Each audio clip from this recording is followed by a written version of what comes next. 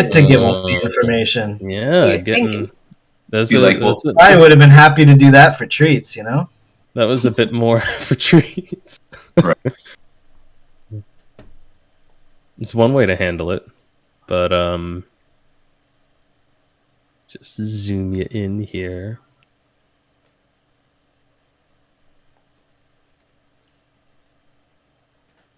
The first fungal nation that takes over power. Join as player. Let's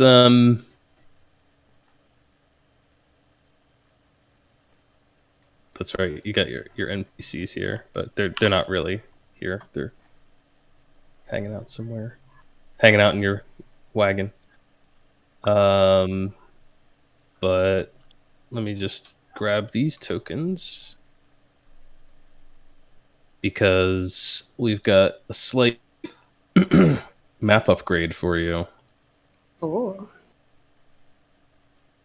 Oh, come on, get on the same layer so I can get you both. There he is.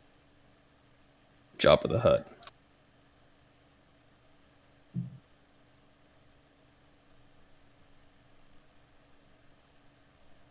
Yeah.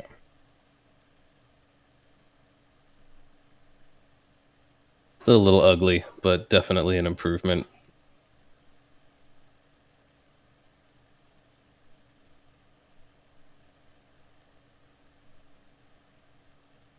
Ooh. Yeah. Oh, they're not clouds anymore. Ooh. Our map even has labeled locations on it.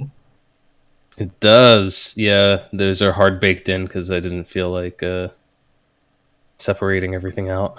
But not that there's anything there that's... Oh, maybe there's something there that's a little secret, but that's okay. You guys will figure it out. Come on down to World Park. World Park. You got it.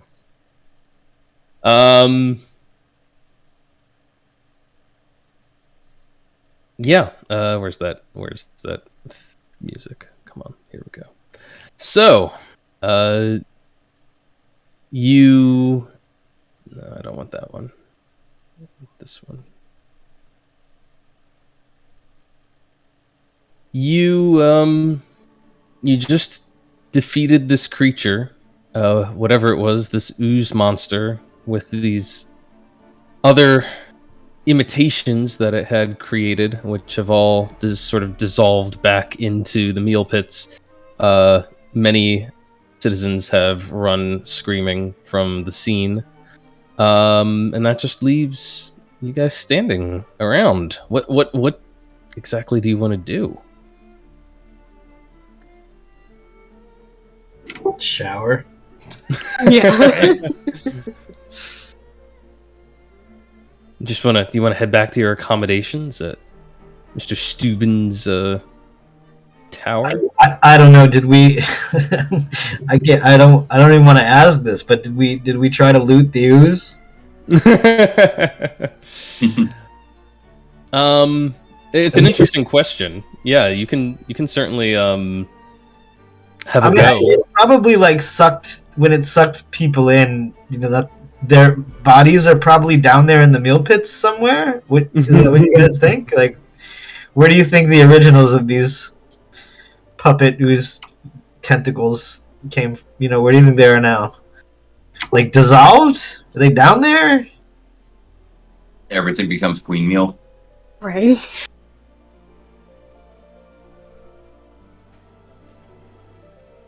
Makes sense that they would be down there. Or maybe, yeah, the meal is the people now. I'm saying it's like a like in future tech, you know, like everything gets broken down to amino acids, carbs, and fats, and then reconstituted back into food. Right. Basic nutrients. ATP. Oh, gosh. It's made in the powerhouse of the cell. Oh, I'm gonna ace this interview. It can't be. The citric acid cycle. Well, that's the thing. Was it actually acidic? Because it wasn't dissolving things. It was just absorbing them somehow. Right. And if it was acidic, then probably it would have spoiled the meal in the meal pits. Also, Yeah. we don't know if it's the only one. I mean, Sure. you guys can investigate a little bit more. You can look around, and I don't know if you're wondering if anything's down there. You can dig around in the pits, I guess. All right, who's diving in? Or we just go around with a needle and jab every single person to Yeah, make sure yeah. they bleed blood.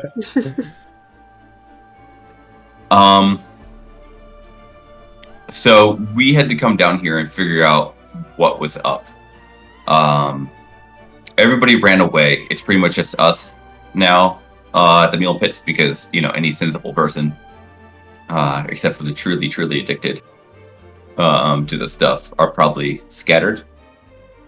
Exactly, yeah. And we were just asked to go and investigate what was going on. So I think, I might as well switch it over to character. That way things will get done. I do believe Seven is correct, and we were paid to find out what was going on. Maybe we don't need to face another one of these and simply report back. And if more are about the area, we can actually get paid in something tangible.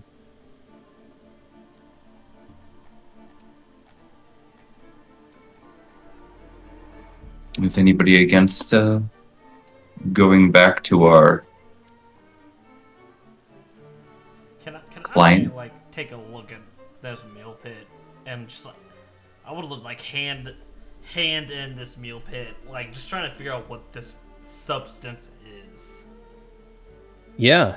I did adjust the map ever so slightly from the last time you were here. So there's in the midst of the meal pit in the center, there's a big marble-looking plinth and a statue of the Fey Queen in the middle of it, kind of looking down over everything. One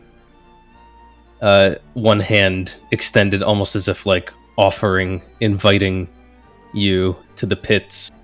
But yeah, you can stick your hand in. What do you want to try and use to identify this stuff? God, I don't. I was trying to figure out if it'd be survival or nature or a history or what. You can give me a nature check, maybe. Yeah, if you want. Whatever suits you, huh?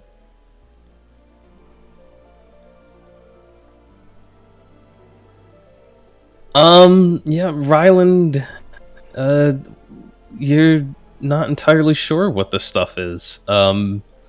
It's kind of gooey in your hands, somewhat solid, somewhat liquid, and it smells wonderful as you're holding it. You get this scent of fresh aromatic herbs and probably some sort of fruit, berries or something like that comes wafting off of it. But it does not. It's nothing that you know of from the natural world.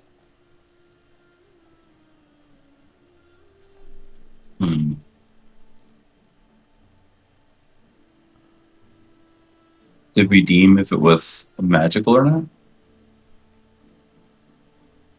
I don't remember if I checked. Did not. But also, side note, if anyone noticed on their character sheet, there's a short rest and long rest button on it now. Yeah, that's so cool. Finally. All right.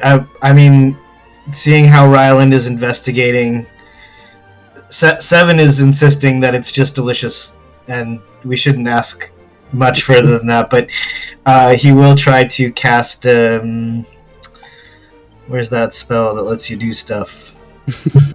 Detect magic.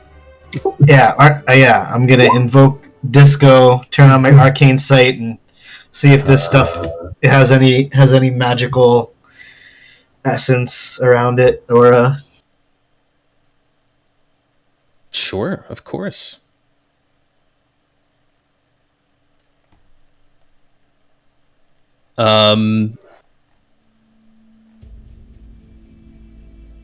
there does seem to be a faint aura of magic around this entire area.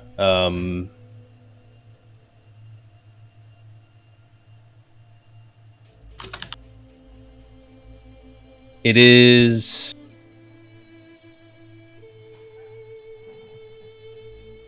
What school here?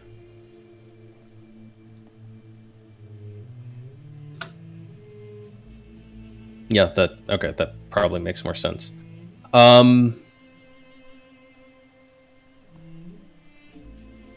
It's transmutation magic.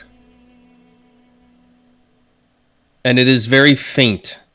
But it sort of lingers over this entire area. If anything, it seems to be slightly more concentrated around the statue in the middle. But it's sort of in this entire like plaza or pond or sunken pit. Faint as in like whatever this trace is, it was probably something done long ago. Yeah. Right. How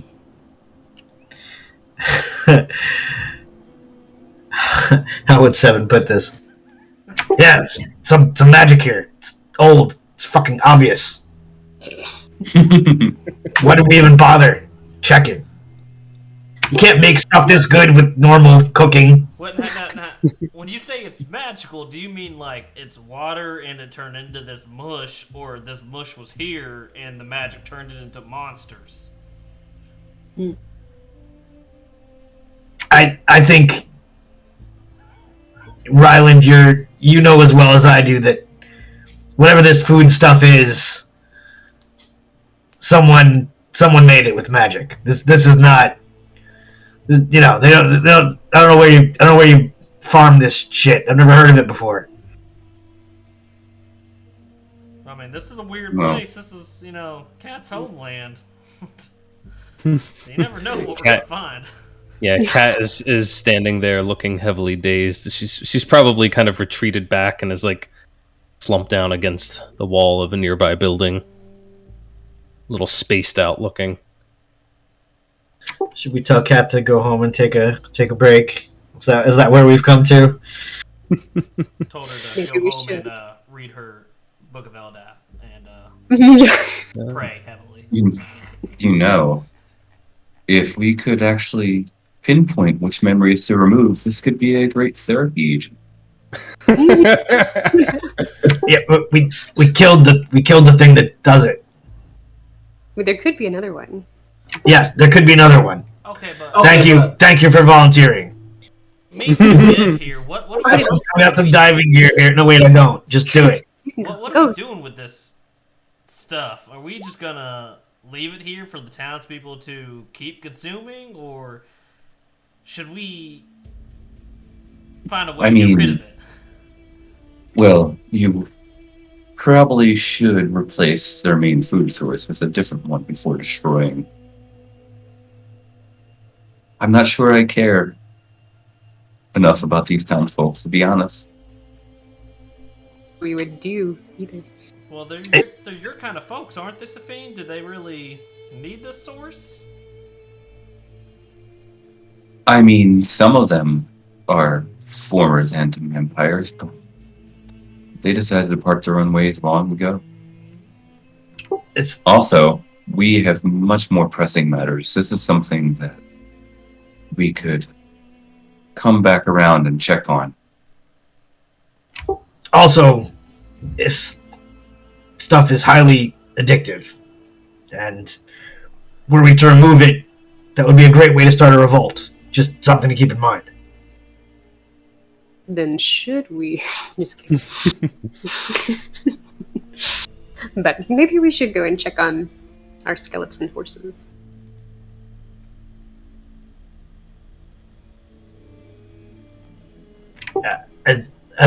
As curious as this situation is, it's not what we fucking came for. Mm-hmm. We've got a man to track.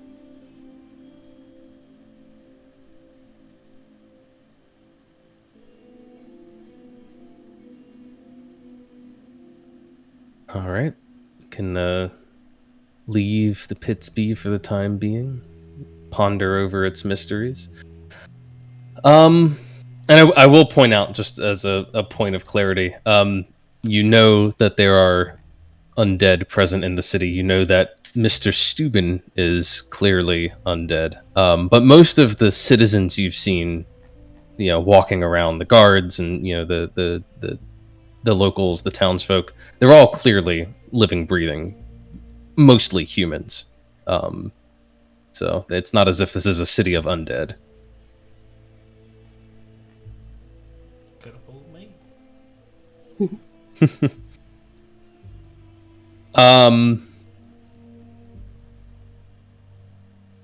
There's just certain, undead elements. But that's fine. That's fine. You walk past. And I know I mentioned it sort of lightly before. But now that it's on the map, I'll kind of reiterate, point it out.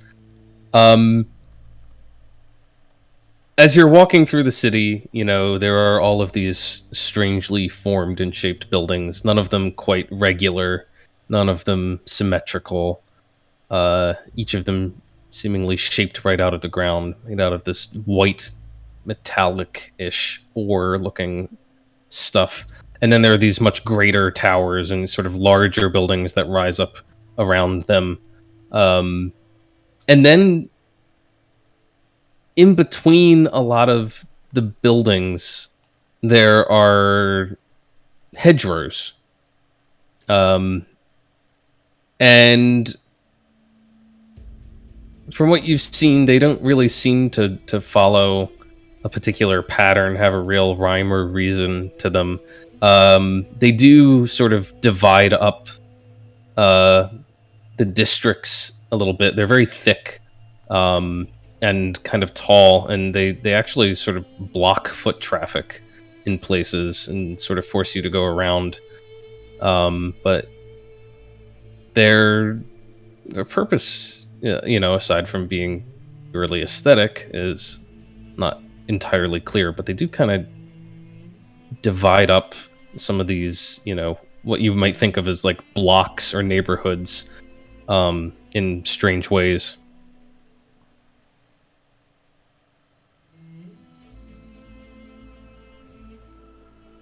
But as you head on over to the tower, where you know Mr. Steuben to have residence, his men greet you at the door, and he invites you back inside. When he sees you, he kind of takes a look and says, Well, what has happened to you, my friends? You've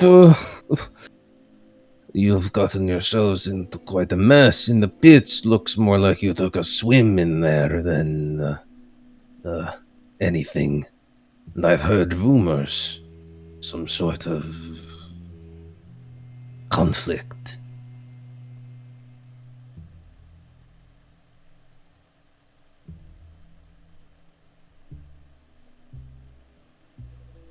Go on, Sam. Tell him what happened.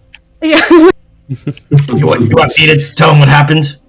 Yeah. You can lay it out in broad strokes, it's fine. Yeah, the broad stroke is a giant fucking ooze monster has been eating people. It tried to eat us, stole our friends' memories, and it was fucking terrible. That's what you sent us over to investigate, right? Why people have been disappearing? A fucking ooze monster. That's the answer. Oh, but you have dealt with it. That's the case, yes? Maybe. It may rise again. For We don't now, it's particularly, deal with ooze monsters on the regular. You may need to get rid of that pit. Oh. It's probably more people would die without the pit than the occasional ooze monster. I'm sure.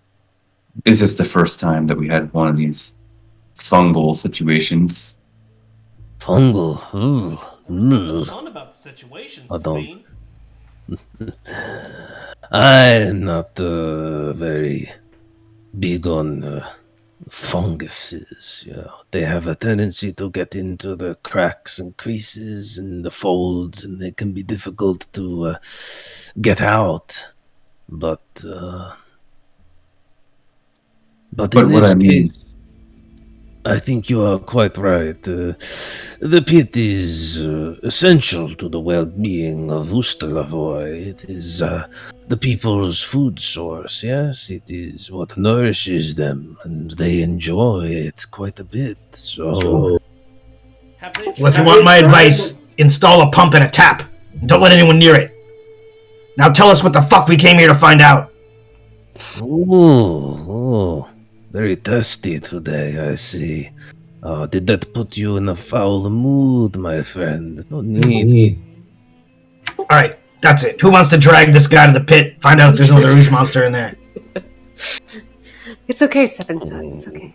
I You mean, can be- Seven is- he may spend more time at the pit than anyone.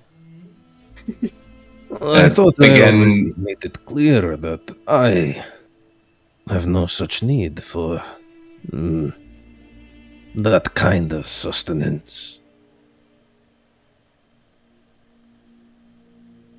Where's the skeleton horse dealer that you told us about? Oh, yes. You'll be wanting to find your way to Mr. Markovici. He's a close friend of mine, an associate. He's involved in the coming and going of things from Ustalavoy, sometimes people.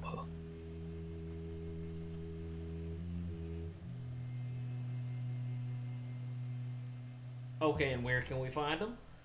Oh, the where? Yes, my apologies.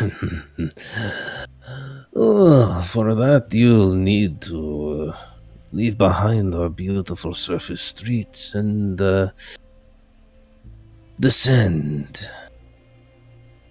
You see, Ustalavoy is not only what it appears on the surface. There are places beneath the ground where our society thrives. Mr. Markovici is closely tied to such places. I can have one of my men accompany you to an entrance point to the underground. There, ask around. You can feel free to tell them that Mr. Steuben sends you. You will be led to Markovici, and, I think, to the answers you seek.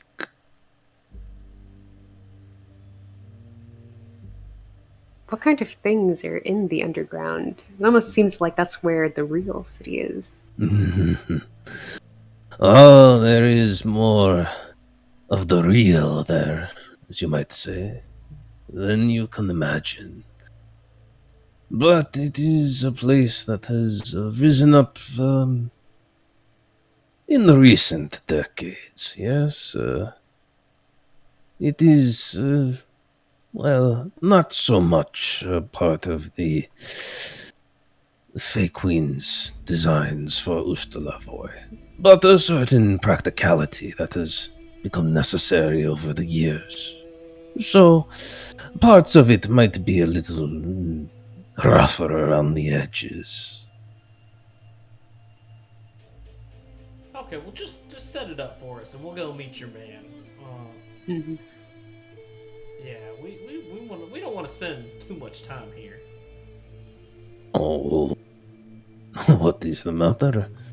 Are you not enjoying the sights, the flavors of Ustalavoy? Well, The don't need to be flavors, rude, but no, this is not my kind of town. the flavors tend to have a different effect on those who need substance. Mhm. So, not really keen on becoming enslaved and enthralled by the need of the food here. Oh, these are such ugly words.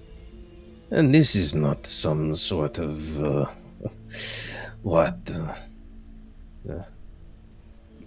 city of slaves. We have no need for such things. Oh, It's a beautiful I'm not. place. I don't believe that you are creating slaves. I just think that one of the side effects of the food is that some people become quite addicted to it. Yes, well, as it turns out, nothing is ever perfect, but the pits serve their purpose. Nevertheless, you have places to go, and I can see you are in no mood to linger, relax. So, I will make the arrangements. You have done me a great service ridding these pits of that ooze, and, dare I say, a service to the people of Ustalavu, and so you have my thanks. Do not hesitate. At any time, in any place. Simply remind folks that Mr. Steuben considers himself a friend of you lot. I think you will find certain doors open for you that would not otherwise.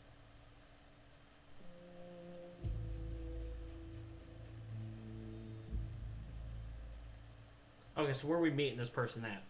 To go meet Mr. Markovici. He'll call someone who looks kind of like one of his personal guards, and he'll make the arrangements and say that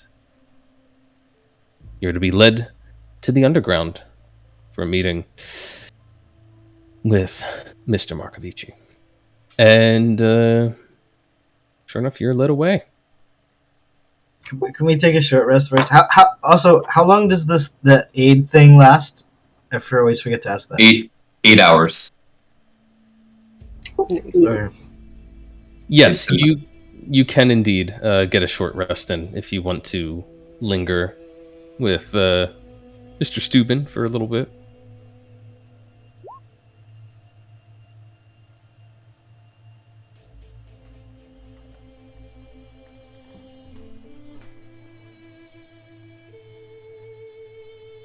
Get to press this button, watch it do nothing.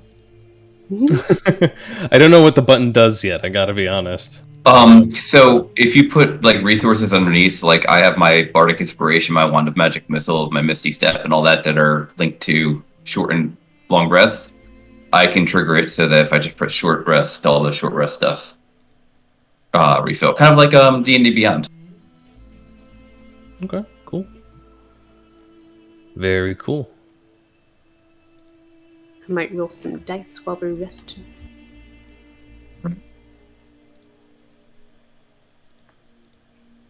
Looks like I'll be right back.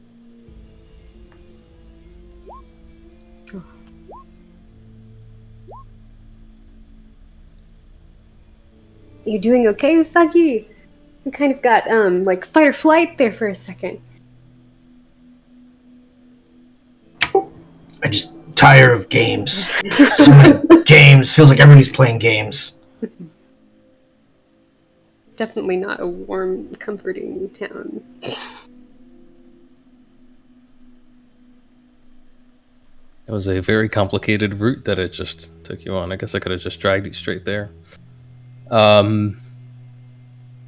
Yep, you're led through the streets along the waterfront here, and eventually into one of these smaller neighborhoods kind of at the edge of town. You come nearer to that sort of hedge wall that marks the border of the city, and you find your way in between buildings, sort of having to push against the hedges at some point as you're like almost making your way through an alleyway, if one side of the alleyway was a hedge. And you can see a fairly obvious, well-worn track in the dirt here, where it's clear many feet have passed, and the hedge has kind of been worn away by the passage of creatures. And eventually, you find that there is a sort of door. It almost looks like a cellar door that has just been installed in the ground. It doesn't really match the aesthetic of the rest of this place. It looks like it's made from ordinary stone, and your guide will rap on the door in a particular pattern, and it'll open up. There's somebody else, another man waiting there, kind of looks up at all of you. He says the proper words. These folks are friends of Mr. Steuben. They're looking for Mr. Markovici. And there's a nod, and you're led down. You descend a stone staircase into a dank, dark hallway. It's lit occasionally by torches, and there seem to be grates or vents in the ceiling overhead which let in occasional light. Looks a little something like this. This says Catherine all over it. Instead.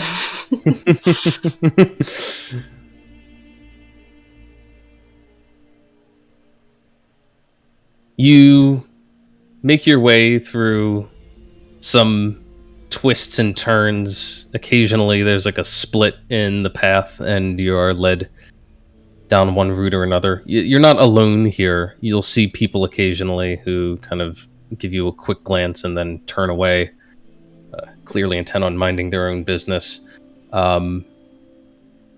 You also see occasional would look like urchins or vagrants who are just sort of huddled up in the corner against a wall beneath a vent that is issuing some suspicious warm air.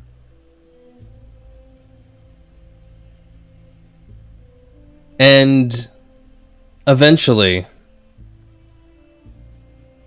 you feel a draft with air coming towards you, slightly less dank, not exactly fresher, but at least more inviting in scent as you start to pick up the odors of incense, spices, and even the smell of cooking meat.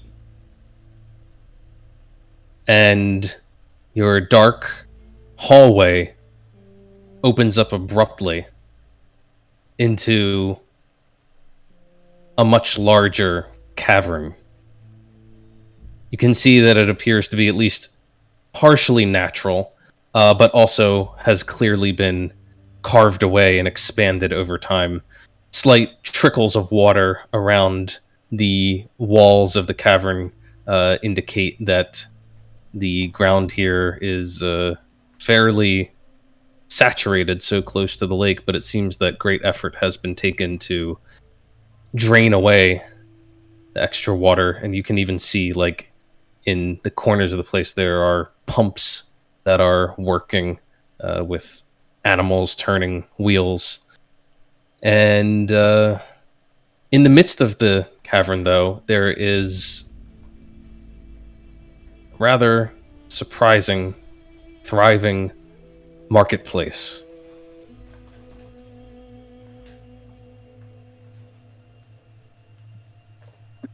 Bit of an real underground, so to say. This is where it's at. What I'm understanding from this picture is this whole place is supported by one center column. That's a large center column. Rock the mud. Where's a rhino form when you need one?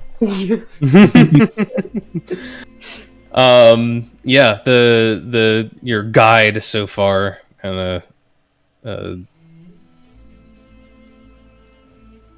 leaves you at this point and says, Welcome to the Rinok.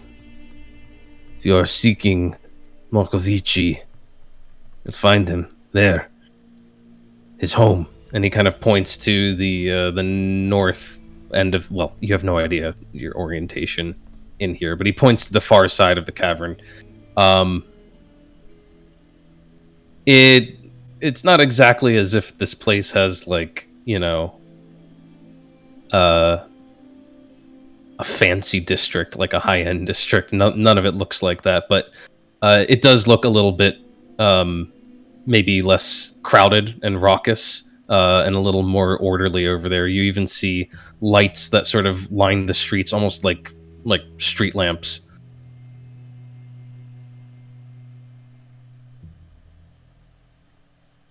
And at that point, your guide will excuse himself, saying he has to get back to the door, and he will turn and leave you here.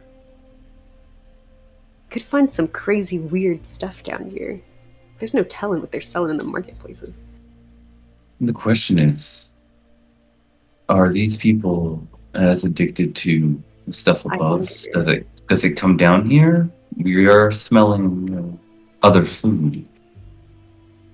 Yeah, we smelled cooking meats and things, right? Indeed. I mean, rat is meat. Yeah. And rat is something different than goop. True. I wonder if there's more xanthan down here.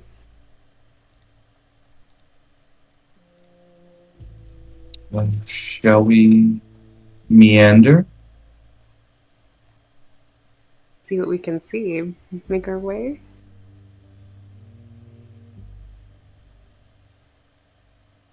Yeah, I think strolling into maybe more of a denser area to kind of see what the marketplace looks like. See if it's just everybody going about the normal day. What's the population split look like? Or are we looking at, any enduring population? Is it a large population? Are we seeing that goop for sale anywhere? Yeah. Are you seeing the goop for sale? You're not seeing the goop for sale. That much is for sure. There's apparently no need to sell it when it is freely available like that, or at least, there's some limits on it. But actually, that's a good point. There's probably some goop for sale, because they do put limits on how much you can get. So there's definitely some Queen's Meal dealers out and about. For the most part, despite the bizarre locale, the marketplace actually looks surprisingly normal. You see people selling all manner of goods, a lot of sort of manufactured goods, things that might be, well, I don't know. They look very normal to you. People are selling things like vases, pots, and pans, and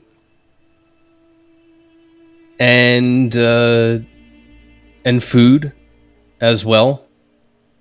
Real food, not the Queen's Meal. Although you do notice that not far from any of these food stalls, there do seem to be guards standing on duty. At least two of them, who kind of will always flank these places. And they have sort of a gruff, buttoned up look about them, not really showing much of their faces, but clearly keeping an eye on the citizenry around them. You definitely can give me a perception check.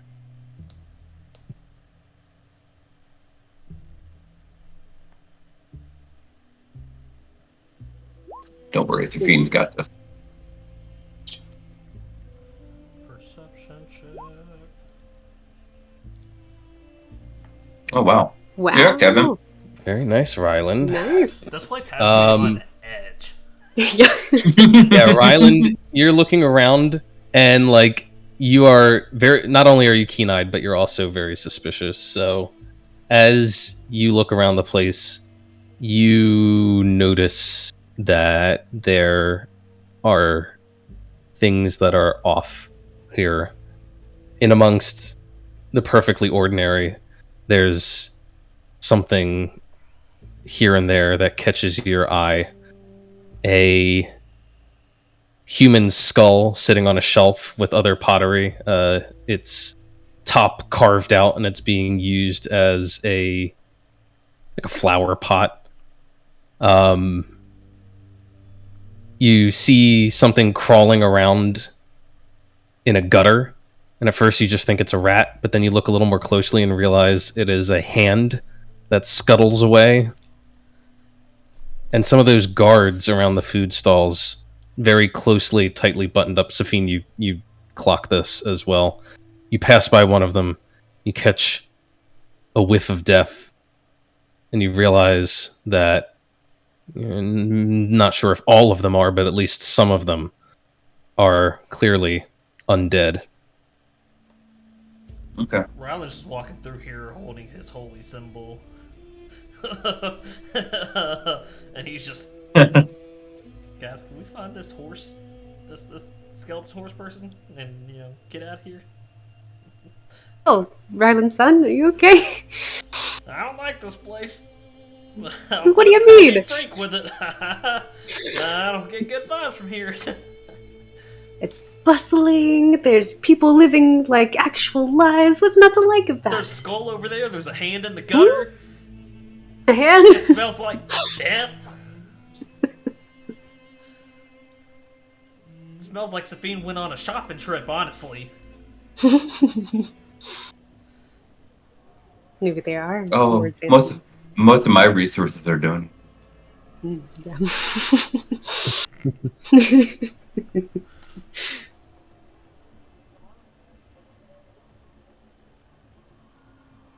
I find it quite intriguing. So, what do we want to find out before we get lost in all of this, on all the sounds and smells and delights? Right. We want to Maybe- find. Mhm. We're trying to find this rider. We are guided here by, the above, so it's probably not really resistance down here. Not that we care. Mhm. But out of character, were you directed to anybody specifically to talk about this, or we just knew that the rider was down here? You were directed to a particular section of the city, and basically just said, like, ask anyone and tell them you're here from Steuben, and you'll get in there. That's basically what they Okay. said. Shall we look for tavern keeper, guards, somebody who looks like they would take notice of things? I'm sure just an average worker or person probably going about their own daily life.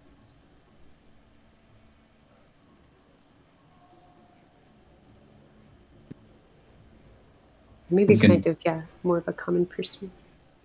Are there guards about? There are, yeah. Occasionally you'll see, people with weapons walking the streets. More of them seem to be congregated around the food stalls than anything. I disconnected for a minute, but did we find what's his face, the We're skeletal horse dealer? that's what we're doing. We're talking about, what we're trying to accomplish and who do we want to ask. And I'm thinking maybe some of the guards down here would know, since Steuben just said, go down there and ask. Didn't the our host didn't our guide point us to the house of the guy? General location. Yeah, he kind of pointed you almost like to this this like district in the rear. It's a little bit higher elevation, and the streets look a little more orderly there. He said his house is over that way. Man, what a cheapskate! We didn't even get an actual address. Does this place look like it has Right. addresses? Well, I mean, I can't see how they'd survive without them. There must be some way to address your destinations. Third stalactite lane. Let's do it. Okay, well, all right, just ask someone then. You want to ask a guard? That's what you Yeah. suggested, Safine. Mm-hmm. Okay. You ask a guard. So, my name's Safine, and we've been sent down here by Steuben, and we're assured that we would get the answers that we needed. A short bit ago, about maybe within the day or so, a rider on a skeleton horse, and I begin to describe him because I can't, in character, remember his details other than the skeletal horse, was passed through. And we are trying to pursue this one with the okay by Steuben himself. You say you're friends with Mr. Steuben, yeah, you're not lying to me, huh? No, we were guided down here. We just did a job for him up top. Nah, I'm just kidding. You started taking Mr. Steuben's name in vain, you wouldn't be around very long, so I believe you. Come. You see that there's like this guard who is standing there. He had like a counterpart a couple feet away. He just says to the other guy who is closely buttoned up, his face not really visible, says, you just keep your eyes out for trouble, eh? And he kind of chuckles to himself and like punches this guy on the shoulder who doesn't respond in the least. He says, come with me. And he begins to lead you along. What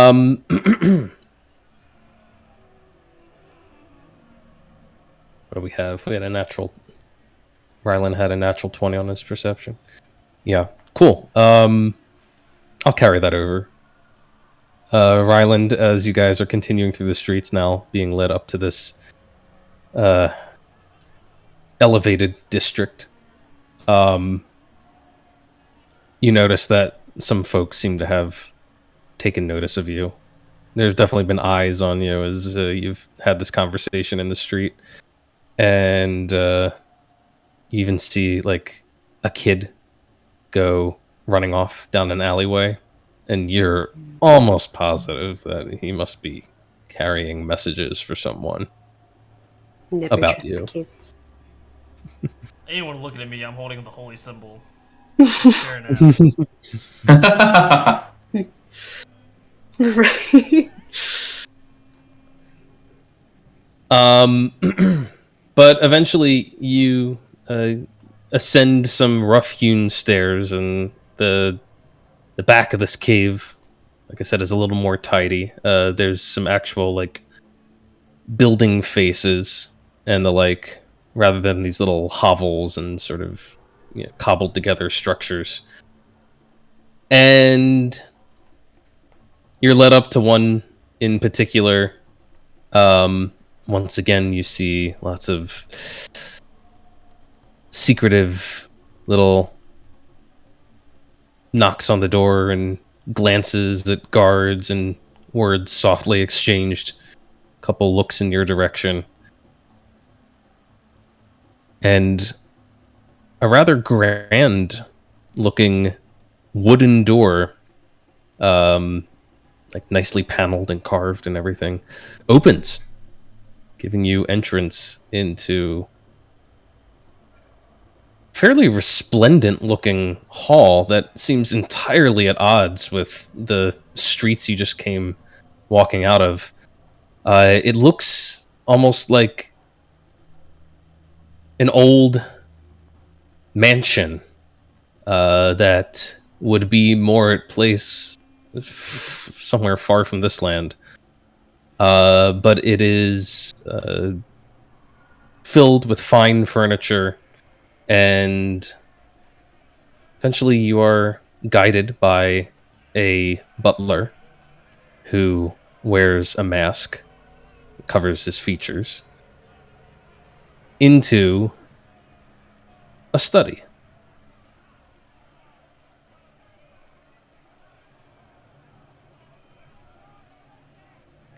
Shogun.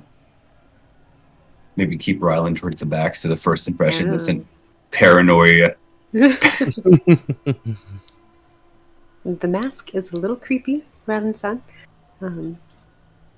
This whole place is creepy. Perhaps the thing that's creepiest is you're underground, and yet when you look out the windows of this place, you see the night sky and the moon streaming in, and the skyline of a city whose spires rise up out of the darkness. Boy, it's gotta be magic, right? No, it's completely. Of course, fucking magic. Why do you even ask? Just to mess with you. I hate everything about this. It's pretty nice magic too. Yeah. You're maybe, I don't know if Seven is wondering just how much magic is involved in the appearance of this place, but definitely the windows. I mean, I'm sure he's curious, but I don't know. I suppose we're here to meet someone, so he's probably paying more close attention to, Of course. other people. Yeah. The double doors at the back of the study open. And a man steps out. He is sort of tall and square-shouldered, and looks to be middle-aged, but definitely sort of in his prime. He's got long, dark hair that's pulled back in a ponytail and a trim beard.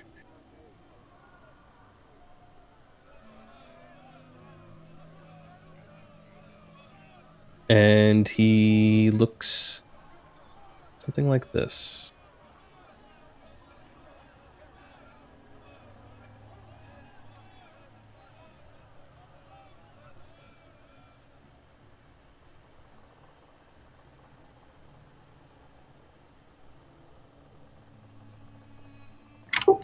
Mr. McLavoy, I presume.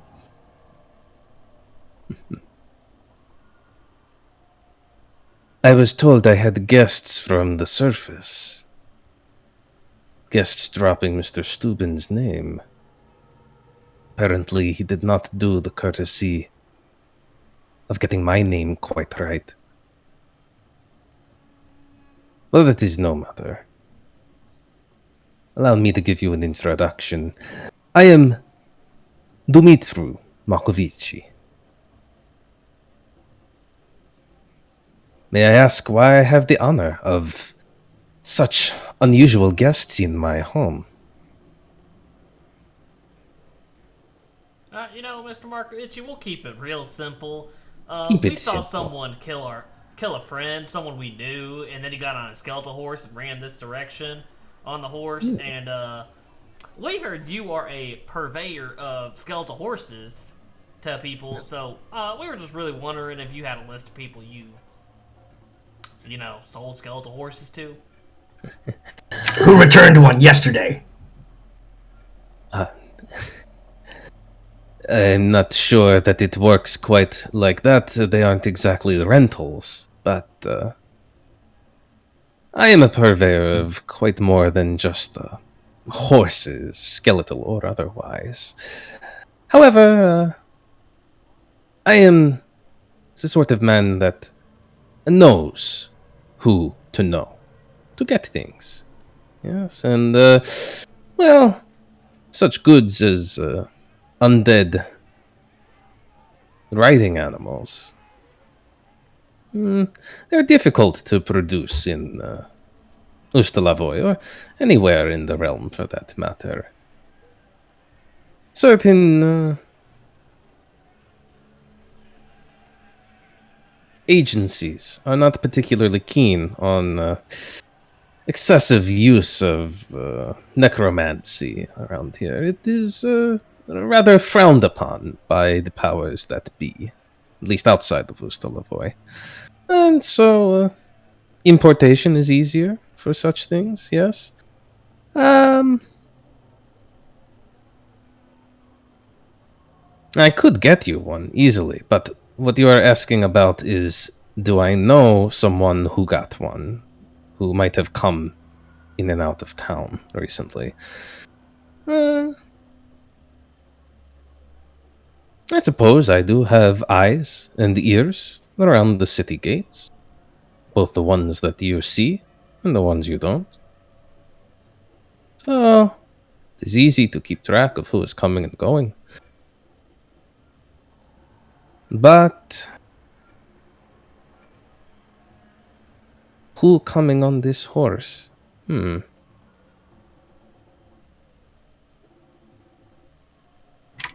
a businessman, so I'm going to keep this really simple, really transactional. Mm-hmm. You're going to tell us what we want to know, and in return, we're not going to implicate you in the crimes these people committed against direct servants of the Fey Queen. And you won't have your ass dragged into her court and your head chopped off and your pretty little enchanted mansion fall to ruin. How do you like that, businessman? I do appreciate your directness. However, I'm not sure what implications you are referring to. I have no association with anyone whatsoever who might show disobedience to the Fey Queen. Aiding and abetting and providing goods and services to enemies of Her Majesty. Oh, did I say that I aid and abet? No, I said I know people who know. Exactly. As official inquisitors of the Fey Queen, we know that you aided and abetted, unless we find out the names. There's no jury here, Mr. Markovici. There's no fair trial by your peers. It's her word, and her word alone that matters. And we are here as her personal hands in this investigation. So frankly, your opinion doesn't mean shit. It's our opinion that matters. So give us what we want to know, and we can leave you alone and at peace. Seven, why don't you give me an intimidation check? I'm so good at these. Why didn't I put points in intimidation? Seven always wants to just cut right to the shit. Man. Very He really is. I put points in. What was the deception? I should have done intimidation. All right, here. Has he ever told anyone a lie in this campaign? No, and that's why I'm questioning why I did that. Because he doesn't lie as a matter of course. So. Okay. Well, maybe that's something to consider possibly respecing on your next level up. I don't know. Yeah. You can't in D&D, right? You can't change your ability. Yeah. Who says what you can and can't do in D&D? I don't know. Is there any way to change them? I didn't think there was. There's retraining rules. We can maybe look into something like that, or just work something out. If it's something that makes more sense for your character, I'm okay with being flexible. I don't know what I was thinking, because this clearly would have been a better thought he would have been. I roll this like every single game we play. That was like Dr. Cream. That's that Dr. Yeah. Cream, Right. the deception guy. I don't know. Let's see. Right. But yeah. Okay. No, it's a 9. Dumitru kind of observes 7, like getting a little gruff, a little blunt,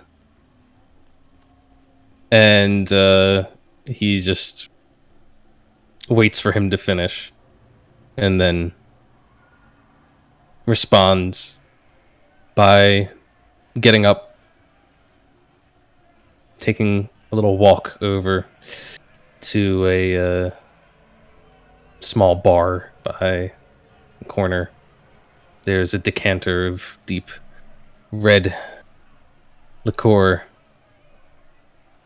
He pours himself a glass, takes a sip, and 7, you get the feeling that the whole time he's doing it just to waste your time.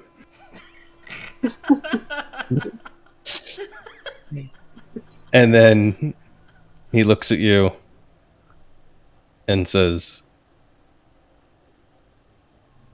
I understand how you types are, and you are simply trying to get what you want. I can appreciate this. It is very reasonable, but I do not take kindly to being threatened in my own home after you have been offered hospitality. Sir, I'm not threatening you. I hate this place, quite honestly. If you're not going to give us the name, I'll just go back and tell her it was you. This place is creepy as hell. No. And I'm usually the good cop. Conversely, I would say I'm usually the good cop. But this is a no No. Ryland. I'm very amicable. I don't seem to have problem with the living, especially after they donate so kindly to me. But Both. we usually do it the opposite way. Start with honey, but my friends are agitated because we have feel like we are losing the trail, so to say, as we've been jumping through hoops and doing things for the city, such as fighting the fungus monster that was eating the guards above. But Ooh. as we Sounds terrible. work, it was tedious. But as we work for the Fey Queen, we're also able to report back all the wonderful things that the people underneath her in her realm have done for us. So, if you are helping us, it would be greatly appreciated by myself, my compatriots, even if they are a little bit rash and a little bit quick to use their newfound power. But we would definitely take time to send back word to the Fey Queen herself about how amicable you have been to us. We would just like to find this individual, deal with them discreetly, and wrap up our own missives and be gone from your area and never bother you again.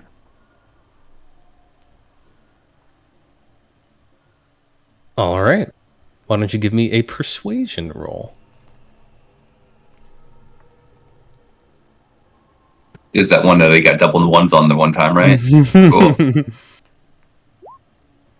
Got a plus 13, man. 18. Yeah, right? 5. That's So a low. 5. A mere 18.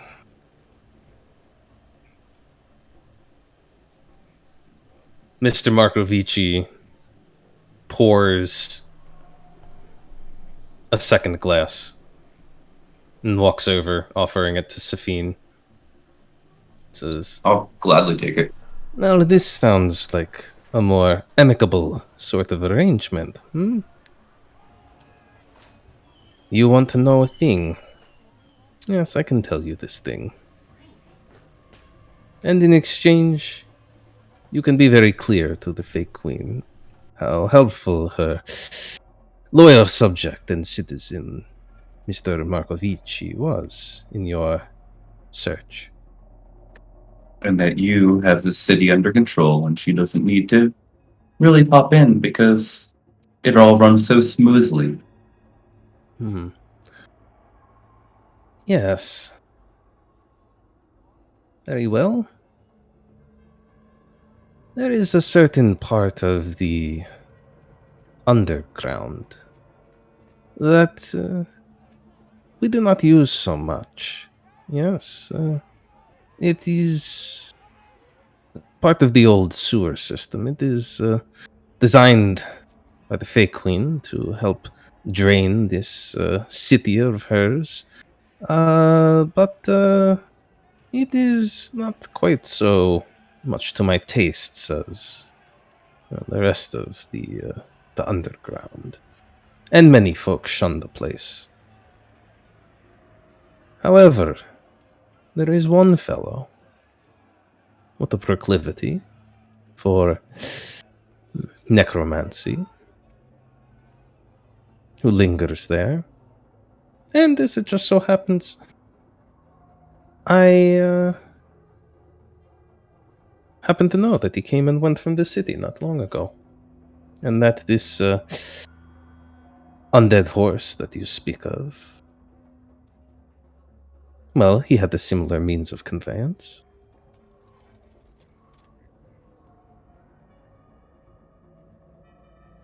I can direct you to the entrance to this, shall we call it abandoned part of the sewers. And you can seek out your prey there.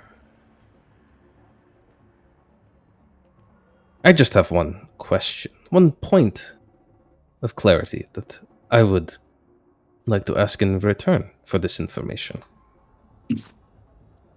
Of course, understandable. Why has the Queen sent a second band after this fellow? She likes to be thorough. This one is wanted well enough that in case the person eluded the first group, they wouldn't be expecting the second. Suppose there is wisdom there, but these others, they were not like you, not inquisitors per se. Well, I'll be honest. We came to the Fey Queen with some other issues. We helped her out with something. We were awarded a status and came on down here, so we were risen to power after this first group that came through. Just another one of her things that she wanted to follow up. After some events, this person caused her great distress, and she wishes to make an example out of them. And if it takes multiple resources, you know the Fey Queen. She Of course. can be rough with her toys. As a matter of fact, I don't know the Fey Queen very well at all, and that is how I prefer to keep things. Oh, then we will give you praise, but not so much praise that you're given special attention. We'll walk that fine line. Yes, I see you are a man who understands the best way to handle these sorts of things. Walking a fine line is one of my specialties.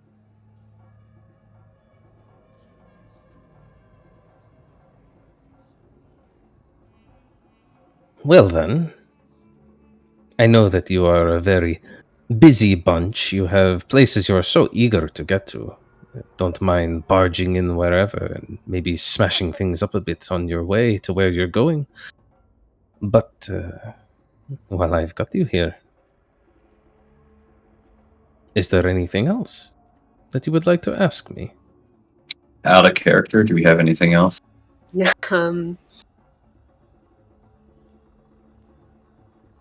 I'm slightly curious about who these other people were. I don't know if there's anything else that we need to know, though. Yeah, I think the group is getting down what I'm putting down, that we know of the group, even though we have no idea about this other group. Okay.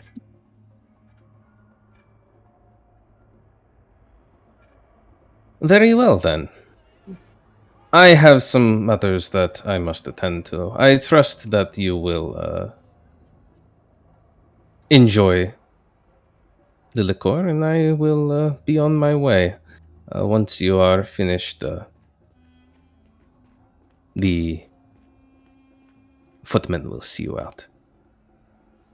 Certainly. I would have been drinking while I talk, so it's not like sitting there awkwardly with a huge goblet. Oh, we gotta finish my drinking. Up, hang on. Toss it back. Yeah. Mhm. Yeah. So I guess we're gonna take this directive from this guy and follow along the next thing, and then once we get far away from him and prying ears, we can discuss. Yeah. Pretend like we know exactly what he's talking about. Yep. It could be like my interview today. What do you mean I get to teach chemistry? Chemistry and physics? Sure. I know. I know about that.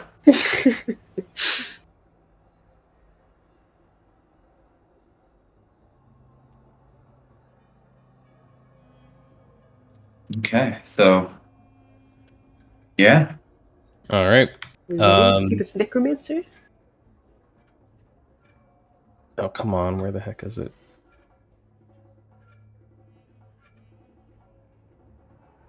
I really don't have a token set up for it. Why is that a thing? Let's see here.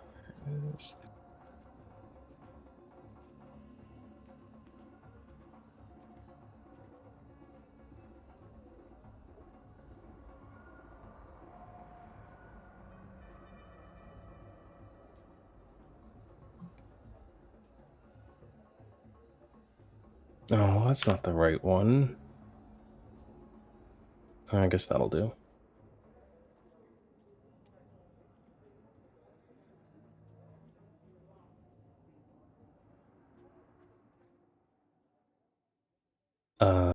Okay.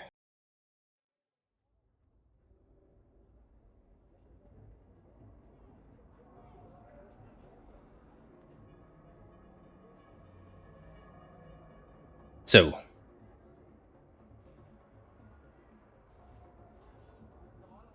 give me 1 second. I'm going to turn on some lights in my room. It got very dark. And I need light. Sure. Be right back.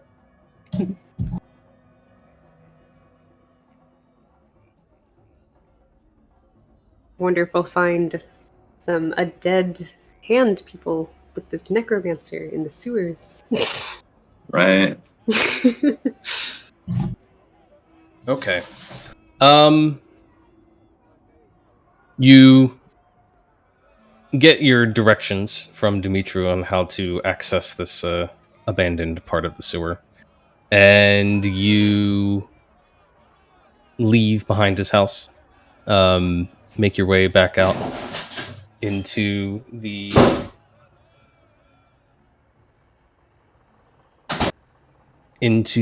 market area.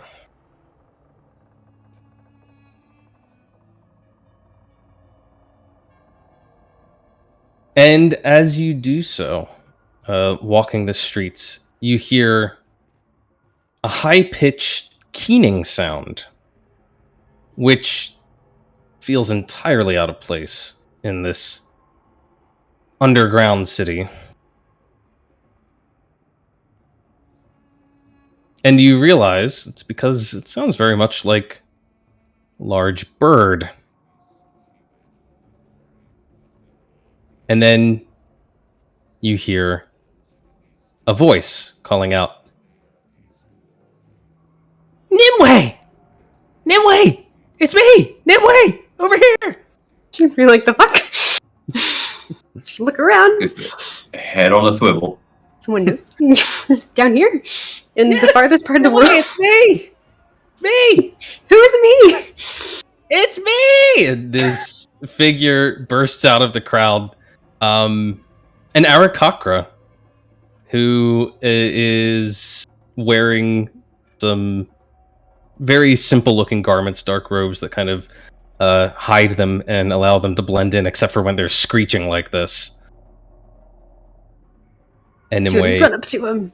you recognize the face of an old friend. I was couldn't believe it was you when they said that you were here. I couldn't believe it. But here you are. She would give him a big hug. How the heck are you here at in the north, underground? You know me. Studying, research leads me all over the place. Well, come. I have a whole group of friends here. Come meet them. Who? What? Who? Oh, hi. Who are you? I'm. What? You can know me as. Wait, which one do I go by with these folk? Yeah, definitely Merlin. I'm Merlin. They don't know my real name, so we're just gonna. Oh yes, of course. I'm Merlin. Pleasure to meet you, all. I have like some higher rank ninja folk in the monastery, and Merlin is one of the highest ranked ninjas in magic and knowing about the tides and spirits. I wanted you to meet him. Seven is part of the Arcani. What a pleasure. Yes. Hello.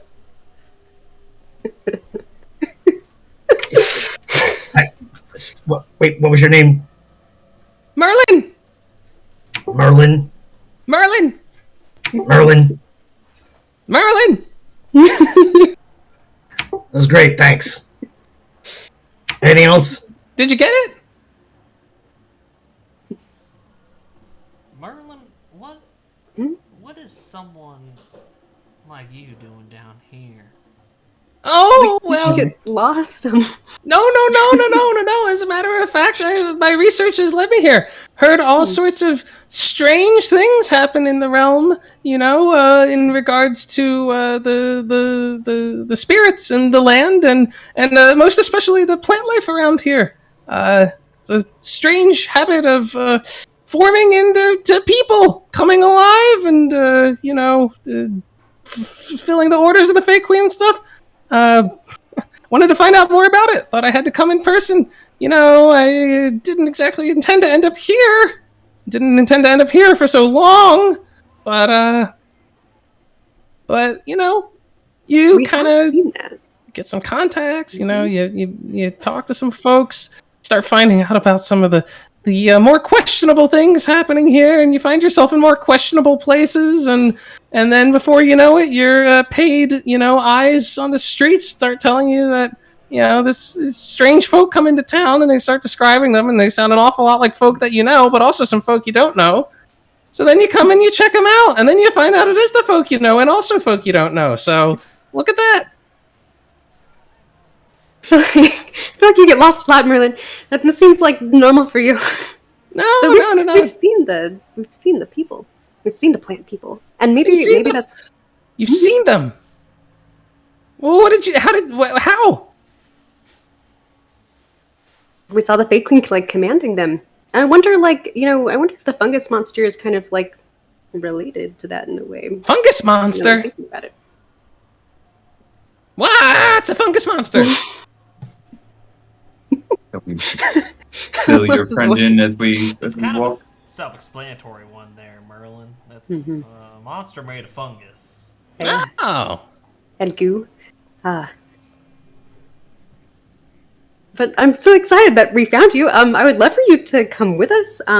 If you know anything about the tides, or if you have found anything out with your research. I know tons about the tides. Sure, of course. Or anything that's specifically happening around here. Oh, around here. Yeah. Yeah. There's all sorts of crazy things, but honestly, he kind of pivots his head around, and it pivots around way too far on his neck as he looks in every direction. Maybe not the best thing to discuss around here. Yeah, probably not. Yeah, we need to keep a low profile in here. Merlin. We need to just leave here. Going on a mission. You can assist us in mission. You're a mission. You have a mission? Oh, Well, I mean, I sort of have some things going on, but but they can wait if you need help. You need help?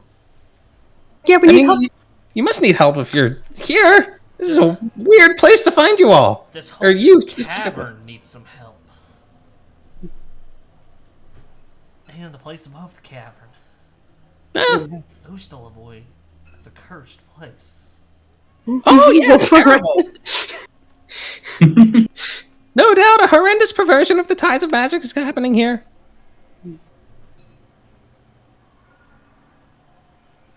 But anyway, yeah, what are you lot up to? Huh? What do you need help with? Fungus monsters? Got that covered. Yeah, we're tracking down a necromancer now. Whoa. Mhm. Oh yeah, there's a lot of those fuck around here too. Yeah, there are. You know, it's one thing to commune with the spirits. It's another thing to do some of the things I've seen around here. I'll tell you what, Nimue, I am not a huge fan of what's happening in this place all the time. So, is your friend gonna be a little queasy if he travels with us? No, I've seen some stuff. That's true. Merlin's pretty hardened. He's been in many battles. But Are you sure about that? he's got it. I trust him with my life. He'll be all right. I'm gonna be honest, Merlin. I lost a friend today. She left our party. She liked me. She had a really cool sword. I had to watch her memories fucking ripped out and sent home nearly in a doggy bag. If anybody rubs me the wrong way for the rest of the day, I'm itching to throw every fucking fireball I can summon at their face. So if that idea bothers you, you might want to step aside. Don't Well, let him intimidate you, Merlin. I can see why that would leave you in a little bit of a funk. Maybe let Seven do his thing. Oh, yes, of course. I have no intention not to let anyone do their thing. Especially if that thing is, kind of gestures broadly at Seven. That! He's just a little cranky. Our friend is at least alive. Well, don't you worry. I've had Nimue's back many a time, and she has had mine, and, we know precisely how to work in perfect synchronicity on the battlefield. Right. Yes. No toe stepping on there. Fantastic. Alright, Nimue. You can bring her along, but you're babysitting. Just keep an eye on her. Him. It. Whatever who the fuck are you? Yep, just Merlin's fine. I doubt that I'll need to babysit. He's got it. I got it. You and Kat, we're very close, Seven. So You might say we're, birds of a feather. that's right. Oh my gosh.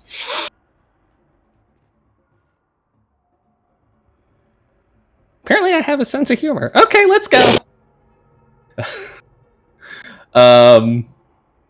Yeah, Merlin will kind of ask for a few minutes to just put some affairs in order. He was kind of in the middle of some things. But shortly after that, he will come back to you looking like he is fully geared up and ready to go hunt a necromancer.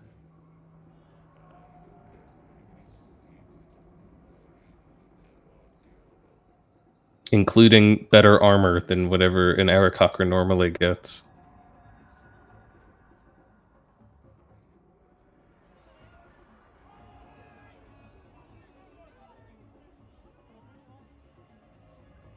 Merlin has a whole new life with his voice. I don't know. I don't know what to tell you, Scarlet. Don't know think what it's I was. beautiful. Don't know what I was thinking. I don't know. It's like I definitely get a bird Muppet voice vibe. I don't know what I was thinking. It's probably a mistake, but Yeah, you're gonna have to keep that one up. That's right. I'm sure you imagine someone like much more reserved and like cool, calm, and collected in your head. I think it really adds to him. Oh boy. Okay. Man, I this is yeah. I mean, you've got Merlin's sheet. As I was saying before about the spells, you can kind of like pick and choose a little bit if you feel like there's something that's better suited. But I built him again off of the sidekick rulings. He is well, we'll see how he is as as a fighter. I'm excited. He's not. I'll just say this: he is definitely not Naz. Yeah, he's support. I kept most of what you did because I thought it was really interesting. Okay. I like the vibe. Yeah. But one way or the other, even that just the way the sidekicks work, he is definitely not a Naz. So okay. He is going to follow you along for a bit. And what's going to happen is you're going to follow. Well, of course, you can choose to follow. Don't have to. But if you decide to follow the directions given to you to reach this part of the city, you'll end up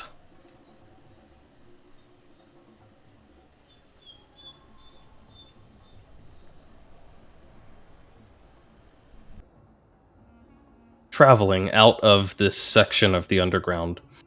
And what you actually need to do is leave the underground entirely, as it seems that these so-called abandoned sections have been apparently blocked off from the rest of the underground. In fact, at some point along the way, as you're walking, you'll probably see that there are certain like tunnels that look like they've been deliberately bricked up, filled in.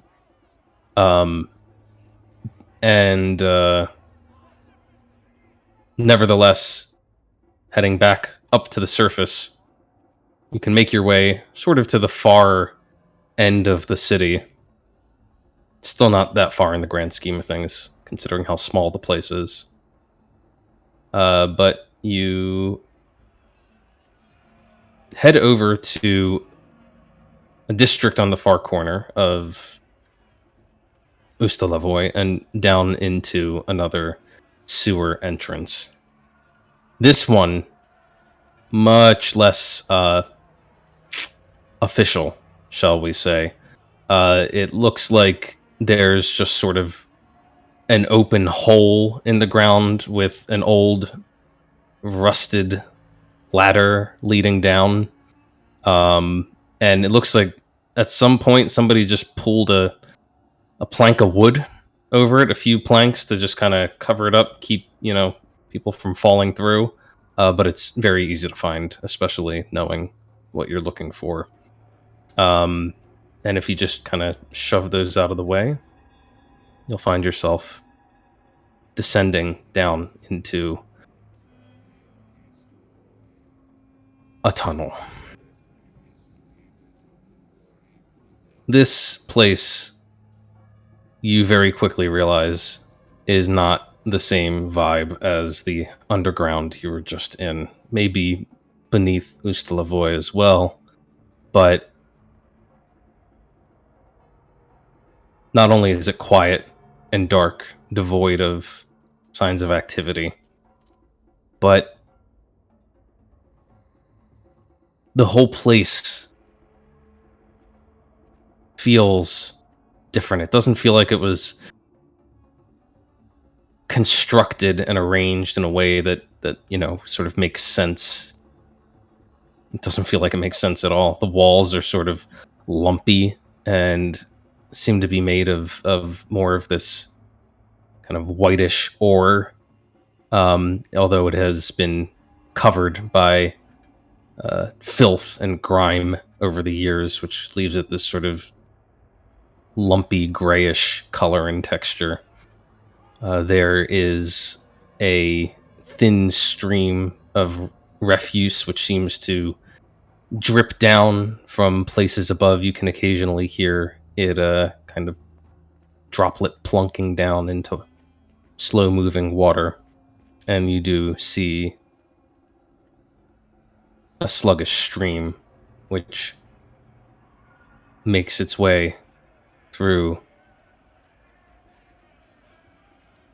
these sewers. That one is just a little visual for you, but give me 1 second here. Might as well get Merlin.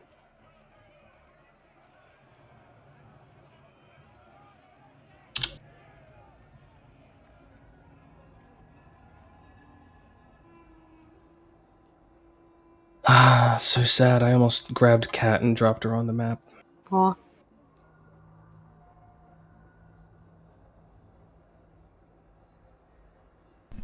Rip. Rip, indeed. I believe this is all set. So. That's what she gets for carrying out the will of the military-industrial complex.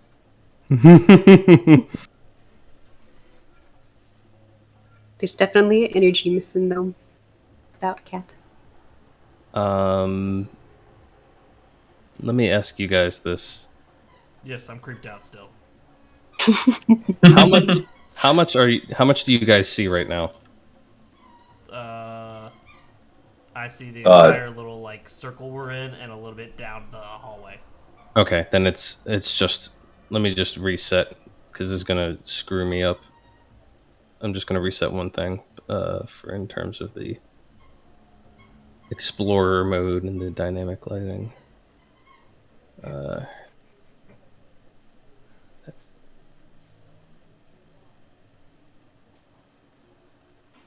All right, hang on. I don't want to. I'm just gonna take you away from this real quick because I don't want to fuck it up. Horrible. Can you guys hear the squeaky toy? Yeah, Sure can. it's okay. All right. Hopefully this is all good. Okay, I think that should be it.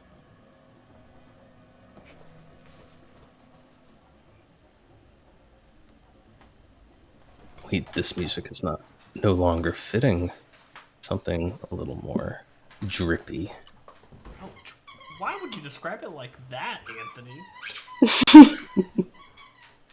I mean, what's a better way to describe it?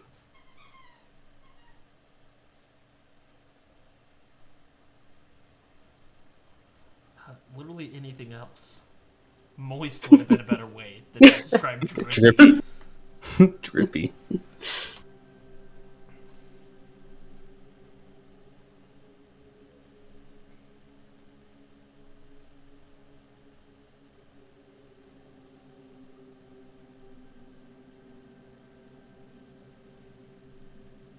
All right.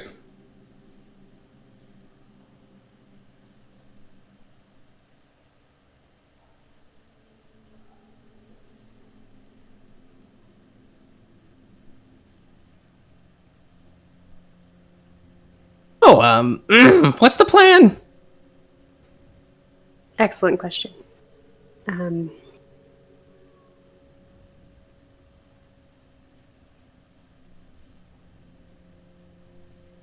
we going to try and be stealthy at all through this? Or just walk on in? What are we even doing down here? That's my real question. Well, you're pursuing this individual. And once we find them, we'll figure stuff out. And I guess we can also be on the lookout for group number 1. I had no idea what he was talking about, but I decided to not show our hand and went along with it. I either did a good job or there was no group number one, and I gave away information. But damned if you do and damned if you don't. I'll cast. Rylan's gonna put light on his staff, and Rylan's gonna lead the way down here. Light on his staff. Let's see, 20 feet and 20.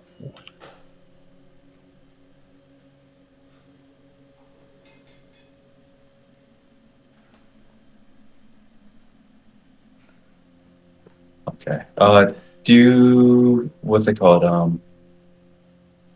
Has it been longer than 8 hours for the whole aid? No. Okay. Also, if you have them, the temp HP doesn't go away until a long rest. So. You think I'm getting rid of my own health at any point? No. I'm just saying that if you had temp HP from me, it's still around, and so is the aid for a little bit. Your temp HP is always around. Because it making me feel warm and fuzzy.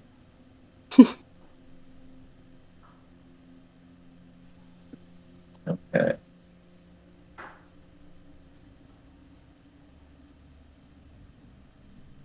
Well, I guess creepy hallway it is. Is there anything weird about this stream at all? Is this just like normal water? Looks a little sludgy, but as far as you can tell, it's just gross water. Just sewage. You guys keep close. I'm not going about this alone. I'm gonna grab my boy, be like, Merlin, follow me. Stay on my side.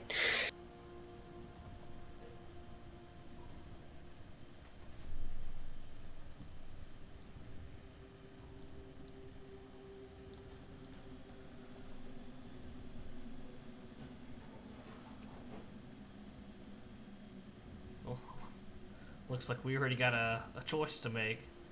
I don't know about y'all, but Grandpappy always said, always go left. We can trust Grandpappy.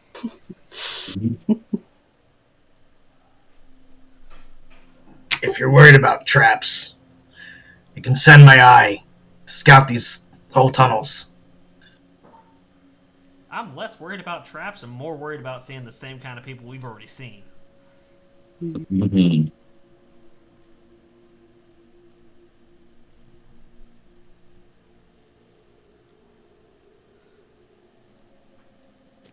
Well, if the eye is not too resource intensive, it might be a good way to scout ahead.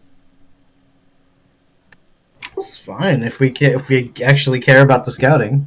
If not, then let's just walk. I'm fine to keep on moving. Okay.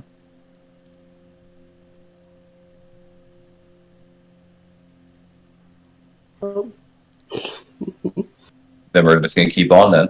I'm gonna keep an eye out for anything sus, Anthony. What? What would be sus? Ryland, you are leading the pack, and you begin progressing down this tunnel. When you think you see someone.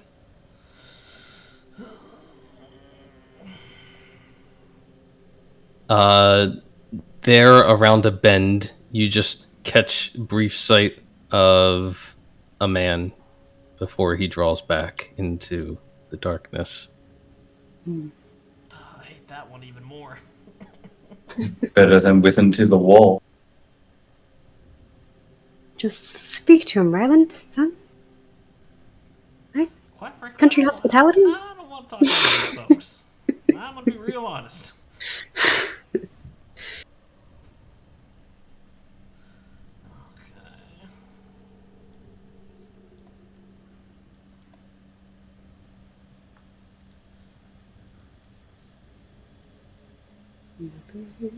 When Ryland, as you come up to this sort of fork in the road, you hear a gruff voice call out. One hand kind of raises up, shield his eyes from the light. Says, "Hey, what are you doing down here?" Hoping to not run into whoever you are. Yeah. Then you should go back the way you came and leave this place. Why don't you go back the way you came? We're gonna just keep moving. I came from right back there. He points to the back of the room. Yeah, you just keep face the wall and turn around. No. Not allowed down here. You should just turn around and leave right now. We're allowed wherever we want to go. We're Inquisitors of the Fey Queen. We were directed down here by Marco Vici. Yes. Where are you now? Ryland, you see another guy come out from around the corner, and another poke his head out. Ryland is just like free hand is holding that holy symbol. Do an insight check on this dude. Yeah. I'm more thinking about, if I raise Merlin from the dead, will the zombie be able to fly?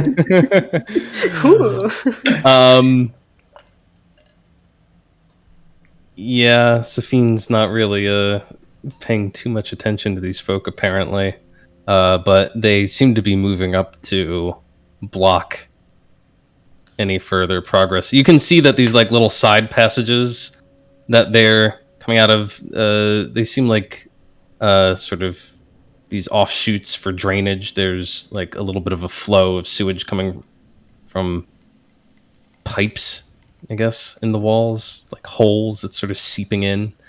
Yeah, this guy doesn't seem too keen. Do But they look like normal people, Anthony? Or do they look like Safine's people? Well, they don't look undead.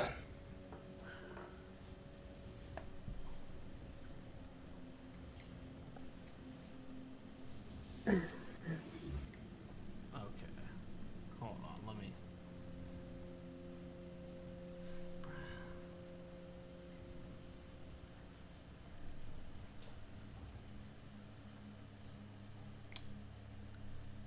Okay. So this is what Ryland's gonna do. He is gonna mutter some words underneath his breath, and assuming these people don't speak Elvish. So it's gonna be an Elvish. He's gonna cast thaumaturgy to make some harmless tremors through the ground. And then he's gonna speak in the common tongue. You dare to defy the Fey Queen's will? Ooh.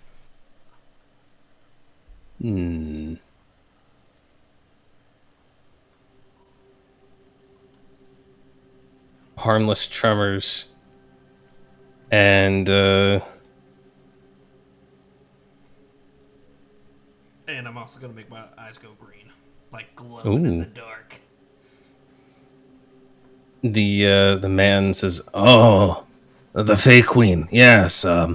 We, of course, we don't defy her will, but this place is dangerous. It is no good for any folk come through. Let us worry about the dangers. I really appreciate it, Safety Officer Steve. Really, the danger shouldn't be of your worry unless you feel that you are the danger to us. Can I insight check that danger? yeah.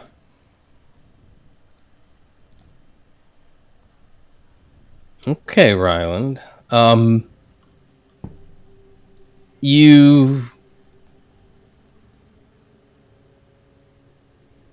definitely get the sense that the danger may lie more with them than with whatever is up ahead. But there's also, as you're thinking about it, just something off about these people. Who are these people? Why are they down here apparently in the dark? They don't have any light sources on them. And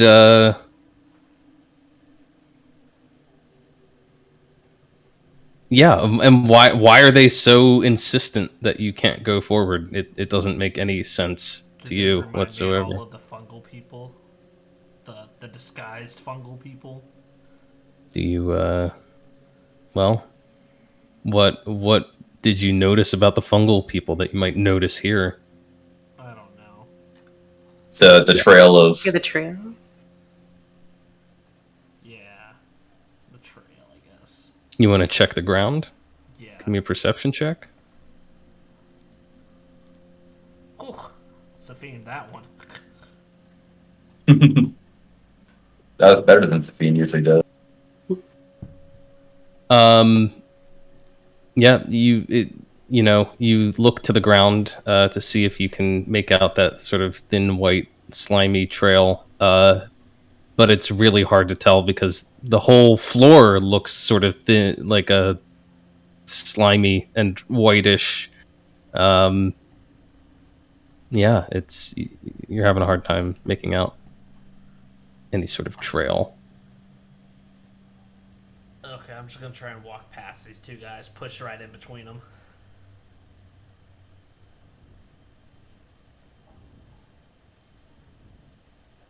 But I'll say excuse me while I do it. They don't budge. Are you actually trying with like an athletics check to shove one of them out of the way? Yes. Okay. Give me an athletics check to shove. Boom. 13. All right.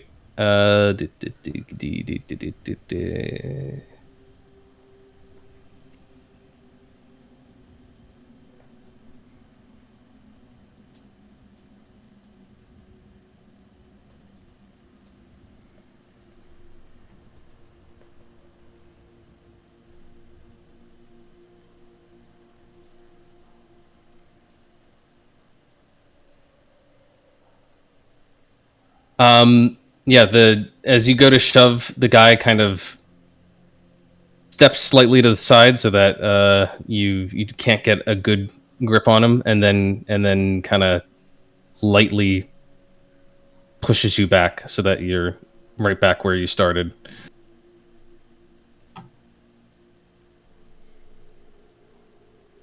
Well, Raven-san, we're going to have to do this the hard way.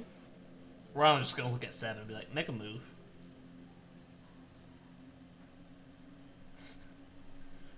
Make the move. Intimidate them like you intimidate everyone else.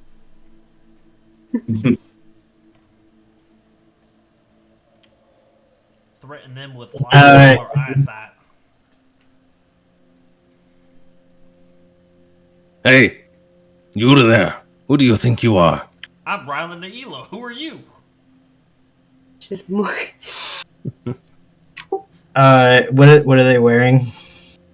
These two in the back have much more official looking attire. You recognize them as wearing the uniforms of Fey Queen soldiers. Like not the stuff that the local guards wear, but actual like uniforms, like what you saw among the troops around like Visegrad, Kat's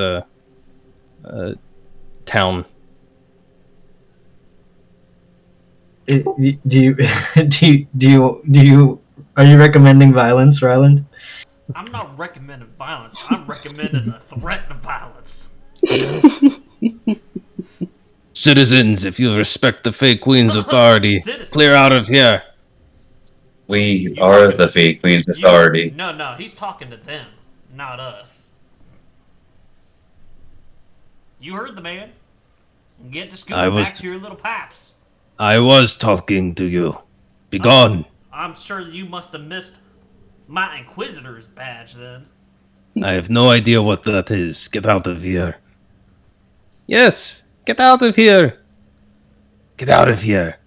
Yeah, what are you doing? Get out of here. Oh, what? Sorry, I didn't. What are your names? I didn't catch that. Son of a bitch. Come on, Anthony, you know better. When you gotta manage like 50 million things. I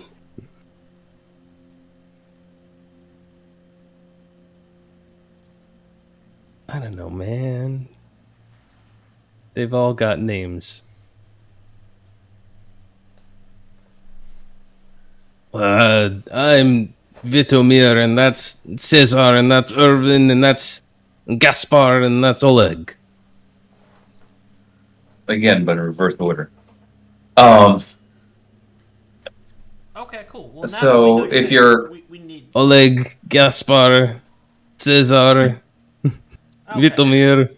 Well, if you'll excuse us, we'll just go back to the Fey Queen and let us know that you three are the ones who are stopping our investigation on the ones who attempted her life. Yeah, that's right. You go back to the fake queen. You tell her that. I'm just being sarcastic.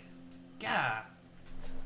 The Inquisitor's badge means that we're able to pursue things on the behalf of the Fake Queen.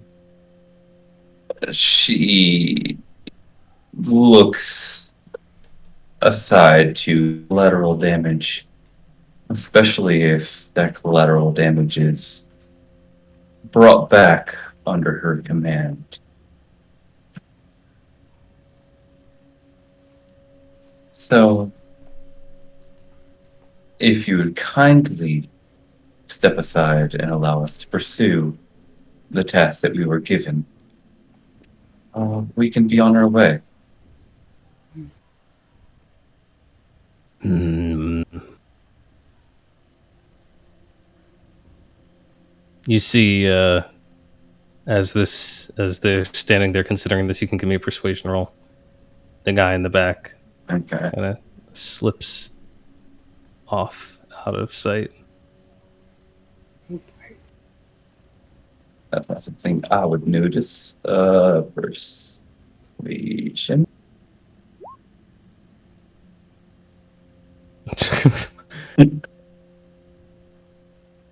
Okay, you make good points. Wonderful. It But- takes a little bit of time to raise corpses, and we're trying to move on. Wherever you're going, just don't linger. Just keep moving. Keep to your own business. And he backs away. And he's back away. Thank you for understanding the gravity of the job that the Fey Queen has bestowed upon us and your willingness to acquiesce.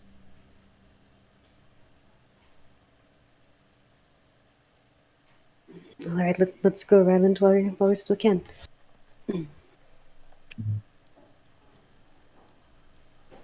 Ryland, this is a good place to be on edge.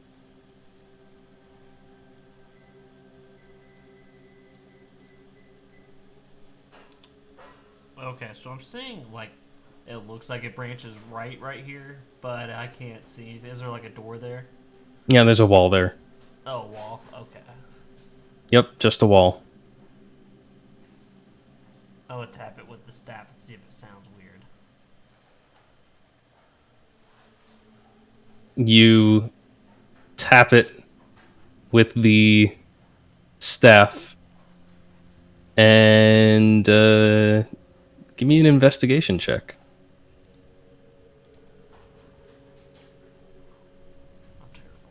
It doesn't seem to tap quite right to you. I mean, you're not really sure what these walls should tap like, but if you tap around on the other nearby walls, they're kind of like, they're hard, but strangely they have a very slight give to them before they become very hard. And this wall is softer. Does it seem harder the harder I hit it? Yeah, maybe a little bit. Okay, what happens if I just, like, very gently, like, poke into it. Gently poke it. At first it's like soft, but the further in your finger goes, which is probably about a couple inches, it stiffens up. You can't go any further. In fact, it's a little difficult to pull your finger out. Kind of viscous.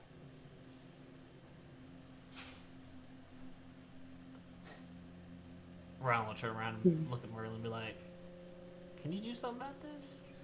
I don't know if this is like a real wall." Can Merlin do something about it?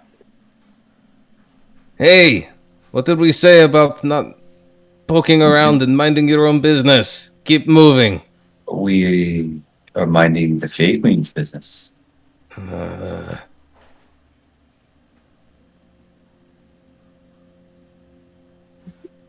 What do you think, Ryland? Like, it looks like it's not really... like it's a goop wall. Honestly, we don't care if you're doing anything that the above would look down upon, as long as you aren't harboring the one we're looking for. Oh, I care. I'm gonna tell everyone. I really don't care what happens. This town seems to be functioning and going on about its daily business with an appropriate amount of corruption and seediness. It's no utopia, but if they want to make a problem out of it, maybe they're doing illegal harvesting of the Queen's meal. Not that we would care about that. So Merlin, can you, I don't know, knock down this wall, put a hole in it somehow, so we can see on the other side? Or anyone? Is it a magical wall? He pivots his head around like 112 degrees to look at Nimue, and kind of questioningly. Could my boy sense if it was like fungal goop magicalness? Like Does it seem like I'll just say this: that section of wall seems softer than all of the other walls around it. Girl, we'll try and denier this one. Have Nimue punch it. If not, it's dragon, rat, spider. You know me, I love doors. I love my doors. Go ahead and punch it. Give me an attack roll if you want. I might maybe crazy and summon the arms and punch this one. Oh, she's going big for this wall in a 5 foot. I can spend a little key point.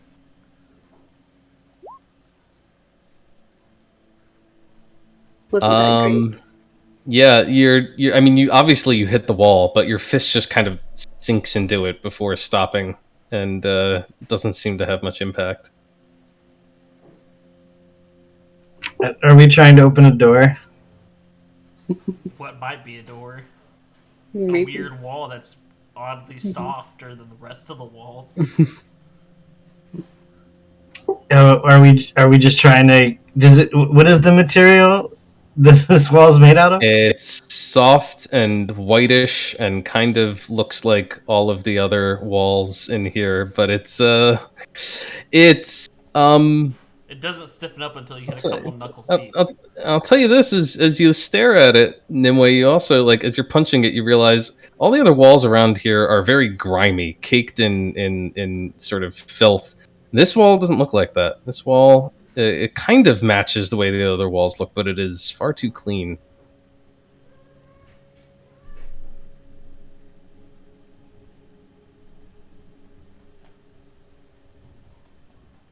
Do you suspect this is something that opens?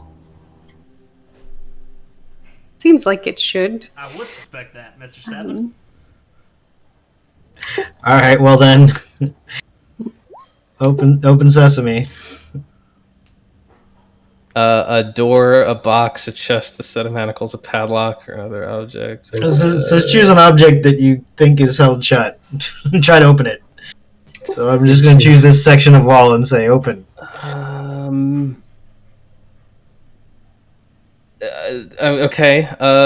The spell fails, 7, as you realize you have no valid target there. It's not a door. Yeah, this is like a more organic thing, I guess. To be more specific, 7, it's not an object. Well, I'm not. 7-7's not going to metagame, so he just knows that it's not something he can open.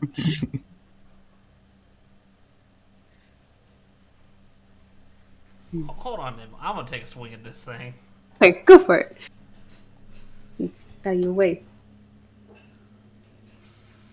Slam this thing with a staff. Staff slam. That's a little better, Ryland. You give it a good hard thwack. And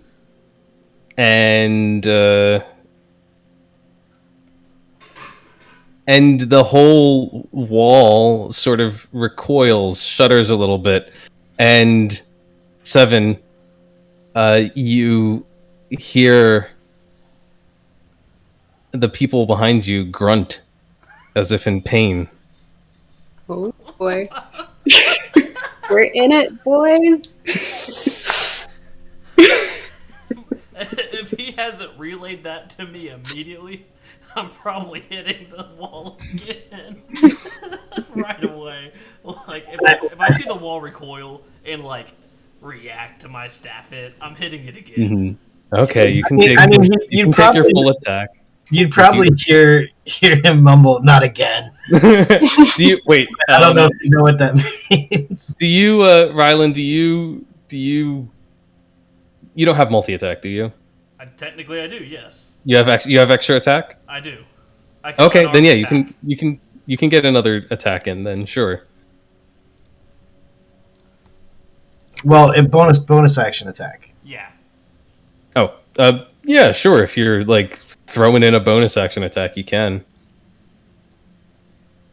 Oh yeah, but the fists against this thing don't seem to work too well. I'm not sure what it is. It just kind of sinks slowly in.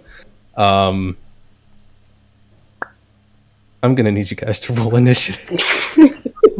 How do you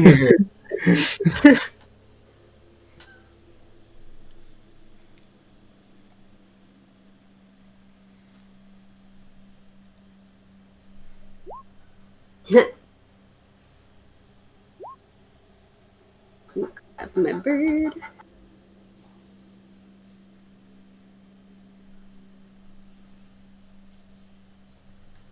Don't forget your bird. Right, gotta roll my bird. This is so nice.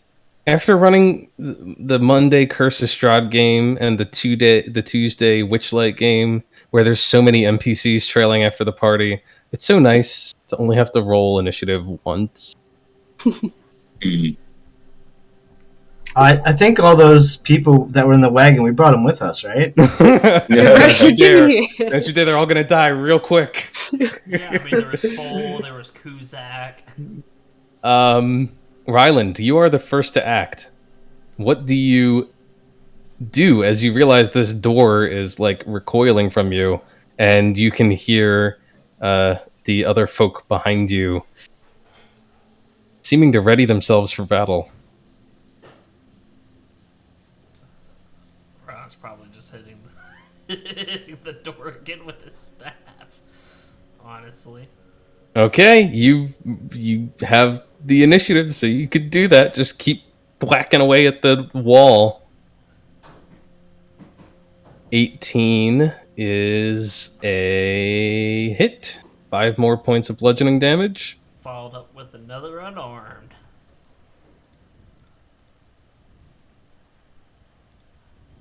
God, unarmed is... God, 13 is once again just sinking in. Maybe it's the fact that the staff attack is like it's more spread out over a larger area, so it seems to land rather than just punching through. And at that, Rylan's just gonna kind of like turn around and be like, "This wall's acting weird, y'all." Merlin is up. Mm-hmm. Trying to think. Let's see.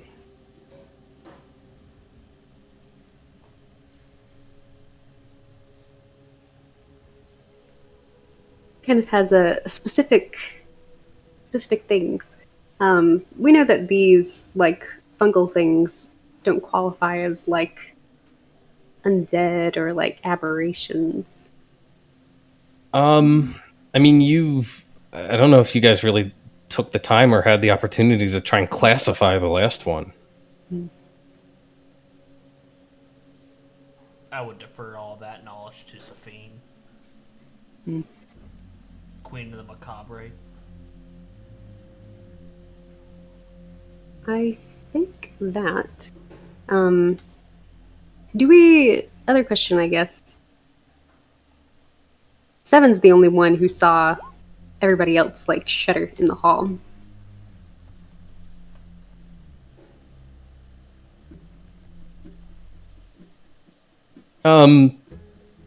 What's your passive? Your passive perception? It's pretty high, isn't it? Gracious, I'm glitching out a little bit.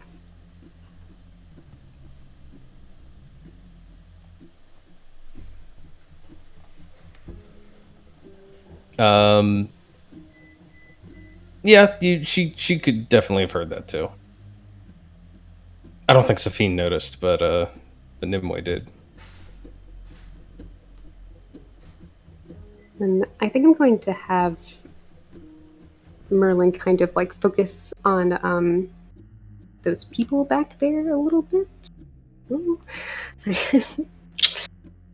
You know what? I'm just gonna be a little simple while I get used to all of this magic Sure. business, and we're gonna just have Merlin help out with damage a little bit, and he's going to see if he can thorn whip this thing. The wall. Oh damn! Let's see. That is a critical hit. Let's see the damage on the Thorn Whip. Oh, that's right. We have a critical hit dex. I almost forgot that. Wall breaker. Yeah. Great luck. Critical hit deck for Fungi flog. Fungi. Let's see. It deals what kind of damage? Piercing Slashing? damage. It's piercing. Oh, because it's like a thorny whip. Okay. Wow, that's really straightforward. Pierced hand, which doesn't make any sense whatsoever, but it is double damage. All right. So it is that 14 points of damage, and the door shudders, retracts, draws back, opening up. It's not a door. I called it a door, but I shouldn't have. But this is what you see. Ryland, there is a side chamber here. And there is a large puddle of what looks like Queen's meal sitting in the middle of it. And rising out of that, another of these things.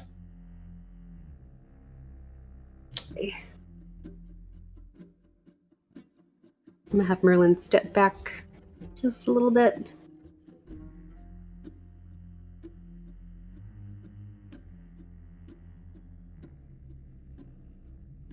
Okay. Merlin steps back. Safine? Okay. Since we're in a tight corner, and Oh, yeah, you are. Mm-hmm. I'm gonna do Entourage of Elegance. That's a 30-foot from me. And then for my bonus action, I am going to what's it called? Use my. Let me see if I got my mantles up or not.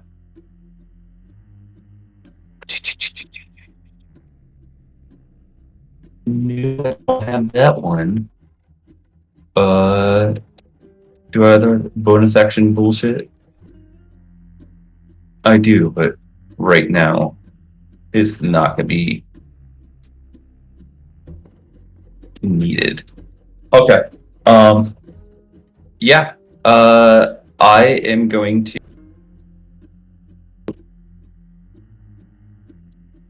I think I'm gonna move over one and keep that 30-foot radius going on. Okay. Okay. Yep. And let me put my concentration on because. 7. Okay. You're up.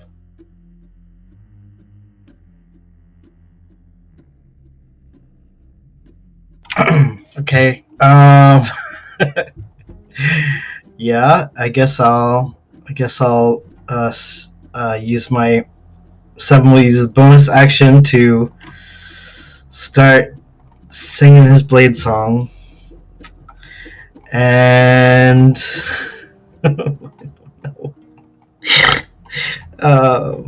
where's the runaway spell? Do I have that one? Okay. How about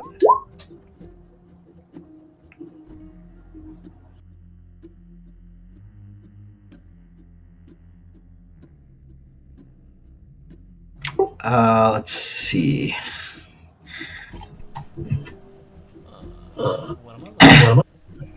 Yep, we brought the door barrier down.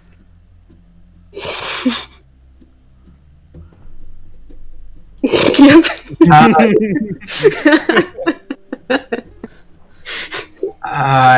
Hold the tunnel, huh? Okay, we're gonna hold the tunnel here. I'm going to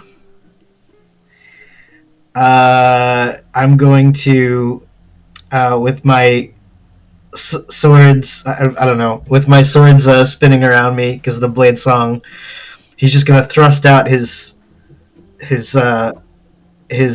hand holding cupcake, and the blades just kind of lash out at everything around him. So they all need to make a dexterity saving throw. Anything within 5 feet of me. Anything within 5 feet of you. What spell is this? I don't remember because I've renamed all my spells. Okay, well, what seventh spell is this? It is a cantrip. Here, let me just display it. It makes a little circle of spectral blades that sweep out. Okay.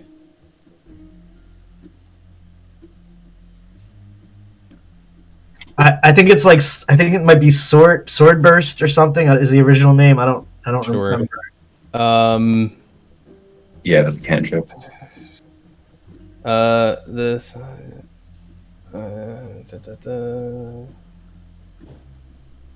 God, they really needed to word this ability better, or with more clarity. It's still following. It's still only one creature, so I think there's only one dex save. Yeah, I mean, sure, whatever. I don't know how it's gonna work, but yeah, and I don't know either, because I mean, it's. I think the only thing that really matters is it's occupying those squares in terms of like game purposes. It occupies those squares, but it's still all one creature. Wouldn't all it have to dodge it? You know what I mean? What I was thinking. If it's at least one of them, it takes damage. It's because the blade could hit each of them. It's just that the creature will only take damage once. But if all of them don't dodge it, that's fair. I think that's a fair way to handle it. Because I mean, the way I'm trying to think of it is like, what would you do if it was just a large creature that was there, right? It's like it occupies multiple squares, but it still only makes one save, and it still only takes. No, that's a fair thing. If you think of them as like appendages, yeah. then I guess it just has to make one. Yeah, I don't know, man. Play it however you want. I guess it's just it's a really weird.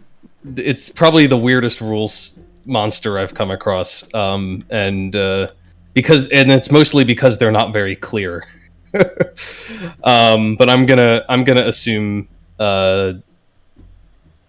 Okay, it can see. It has vision. Obviously, it has vision on what's going on there, so it does know that that this attack is coming. I guess that even though there's like multiple appendages, they all like attempt to retract at once. So it's going to be one save, but we'll see how it fails. We'll see how it fails. Wow, that's not what I meant. We'll see how it's DC 17. So yeah, it's a dex. Oh, actually, it's a pretty good dex. It might be okay. It whispered it to me, but it is a failure. So how much damage is that? Grand total of 8 force damage. Read it Okay. and Got it. It will take its 8 force damage as the blades whirl out and deal a little bit of damage to each of those guys. Okay. I guess that means it is taking its turn. And it hollers out, which is a very strange thing because it's calling from all of its mouths at once, from these 4 men down here, 7, but also from its own mouth, Ryland, that you're looking at, as it says, "Why can't you just leave me?" And it lashes out at Ryland with a pseudopod. Can it not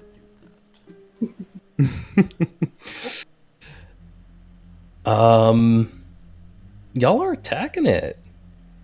It's going to strike at you, Ryland. Let's see. It's a 19 to hit you. Miss. That's a miss. Okay. Let's see. It's got another one. So one of those dudes down there by U7 is going to blob up. And I'm going to, if I can see it, I can do a reaction. Yeah, you hit him. You can see it. I'm gonna silvery barb as it one attack. Boom. Very nice. Disadvantage. Silly spell. Still a 21 to hit 7. 21 does not hit. Okay. Very nice indeed. Both of you narrowly avoid the swinging, pale, glubbery pseudopods. I'm not going a word, to, but it's a word now. I'm going to give the other half to 7 there. I'll put it in chat. Okay. Nimue, it's your turn. Oh, step on up. I think, yeah, even with my arms, I'm a little bit too far away, 5 feet too far away. I'm gonna go ahead and just for a little extra reach, invoke the claw. So I do a 15. That'll be a bonus action. And then I'll attack. I'll punch him. Punch. 28 will definitely hit. You just punch right past Ryland. 6 points of force. Claw as well. Claw for 4 more. That's 10. And claw does allow me to make a melee from range. So I'm gonna do rapier.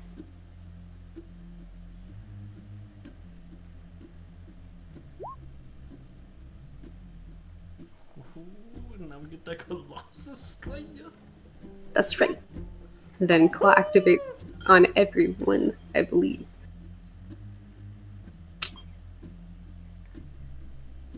Got it, Mark. So that is a total of, let's see, 10. Claw. All right, so that's a total of 10, 18,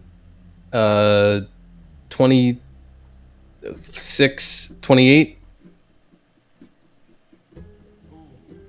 Sounds good. Pretty good. All right. Oh, wait. Arms flying. Tentacles flying. That's right. 28. All right. Yep. Arms flailing, eldritch claws flailing. You lay into this thing. Boom, boom, boom. Just keep hitting it. Rylan's just wide-eyed as everything's passing by his head. I know. Right over. Yeah, definitely tight quarters here, Ryland. What do you do?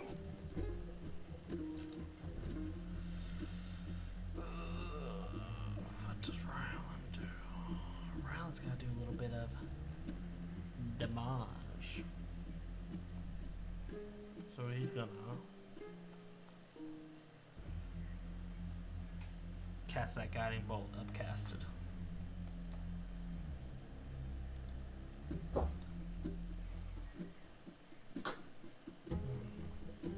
That'll hit.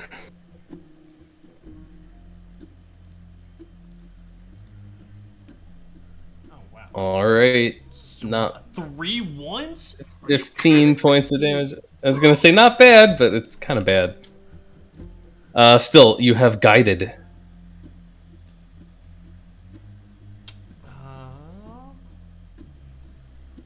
Am I? I guess no, I wouldn't know that. Don't want to metagame it. I will back up some to allow someone else to step in and take an attack. All right, make some room. I think we just lost Mark because he said he would have to go. I think he's gone. He did leave me with some tactics. Never mind, he's back. Yeah, he should be good for like another 15 minutes. Oh. Should he? Well, It is Merlin's turn. Is that me who just dropped? Yeah. Yeah. And the Bless you. Yeah, like right before. Sorry, next attack on the fungus thing is at advantage now too. Gonna have Merlin peek his head around the corner. He's going to pull some sort of little bit of leaves and strange magical crystals or whatever from his pockets, and he's going to cast Bane. Ooh. All right. Let's see this thing. Let's see. Does it have anything about spells being cast on it? No. There's the description for guiding bolt as well, because I'm pretty sure it's only on targeted attacks. Correct. So it's got to make a charisma save on Bane, right? Mm-hmm. It's fine. Oh my god. Wow.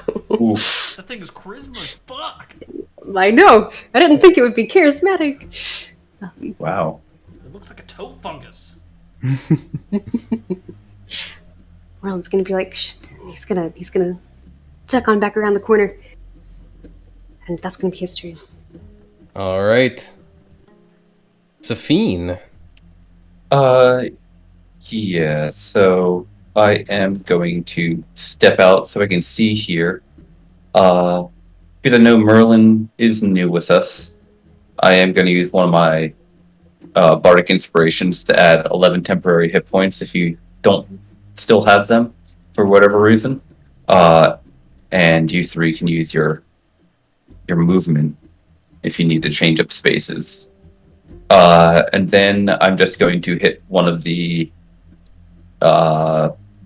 ones down by 7 with a magic missile, which shouldn't take away the what's it called? Guided bolt. Word, right? Because it's automatically hit. Correct. They're not attack rolls, so it doesn't do anything to 11 force damage. 11 more points. Okay.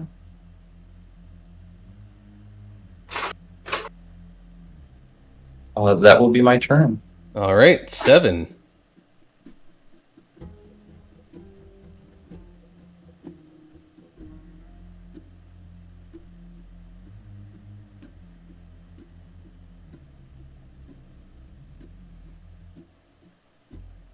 Okay, well,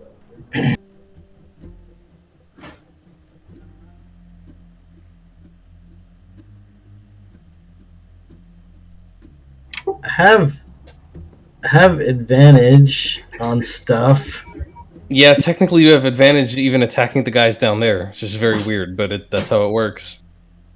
Oh, I mean, Well, I get the silvery barb advantage, so I guess that'll help me with the saving throw too. So maybe I'll just keep that. Then I don't know. This thing doesn't seem to like fire, so we're gonna use fire. Um, I'm just gonna like lob a little fireball. I know that the mechanics are weird, but Seven doesn't really know all that. So Fair enough. he's just gonna kind of lob a fireball over the heads of these characters in front of him, so that they blow up. Right. Fair enough. Blow up. Let's see the damage roll, and I'll roll a single dex save for all of them. For all of them, yeah. Let's see, which one is it?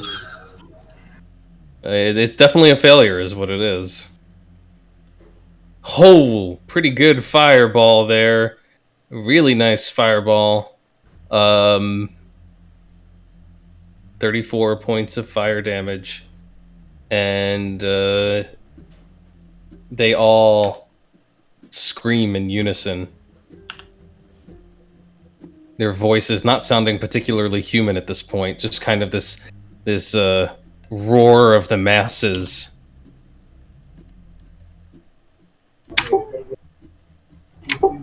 Yeah, he's just he just looks angry, and he's trying to block this hallway as best he can. Okay.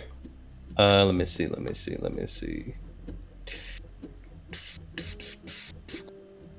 Yeah, this thing's a weird guy.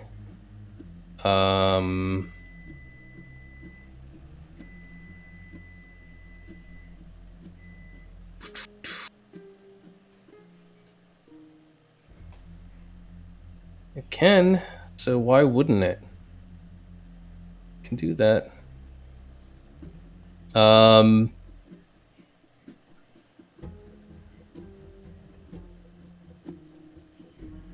It is going to cast a magic spell. God, how does this even work? Because technically, only, I mean, the main body is the thing that's doing the casting.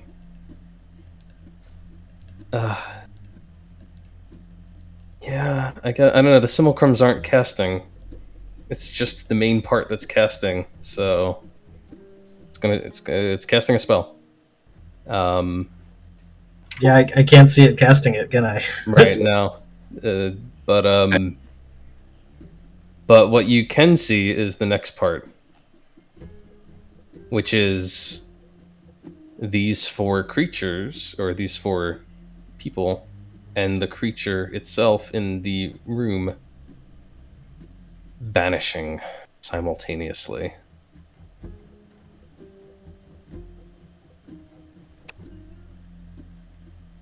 Nimue, with your ability to detect unseen creatures, you sense that it is no longer in the chamber. Like I'd announced that too. Like I don't even feel any Especially vibrations. It's your turn, yeah. Yeah. There's not a body in there. It's gone. Why don't you just go in there and be sure? I'll be brave. I'll see if it at least decides to come out and like try and jump me. Okay. You step up a little bit, Nimue, but all you see is this puddle, its surface rippling ever so slightly, despite the fact that there is no wind at all down here.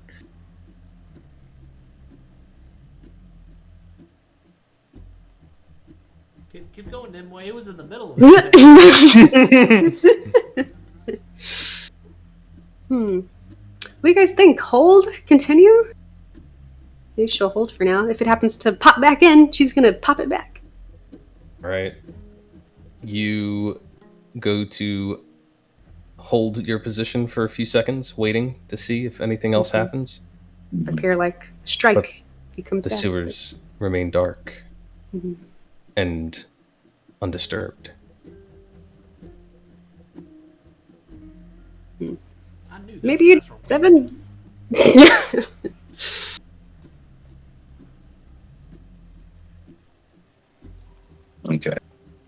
Are we still? We're still in taking Are we still- combat turns, though. You are no longer in initiative. Okay. Is there anything else in this chamber?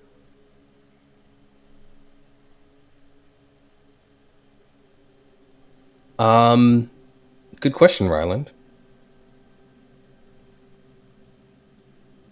There's a slight indentation, depression in the floor, which holds the puddle of Queen's meal. But you don't see anything else here. Is it like dripping down from the ceiling at all?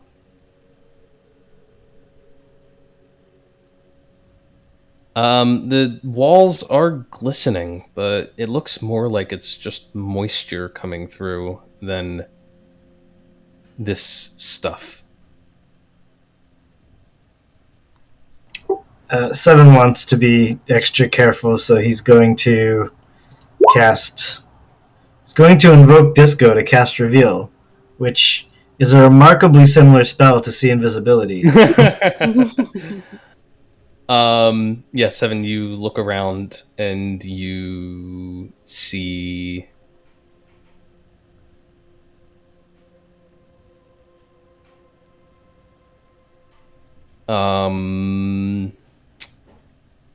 nothing. You see nothing. No invisible creatures. No ethereal creatures. Nothing of the like. Must have teleported or something. Maybe it can travel through the meal. Meal travel.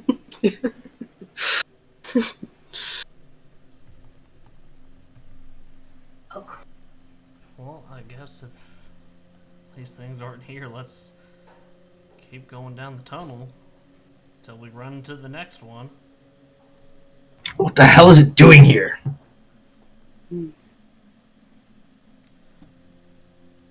Guess as good as mine.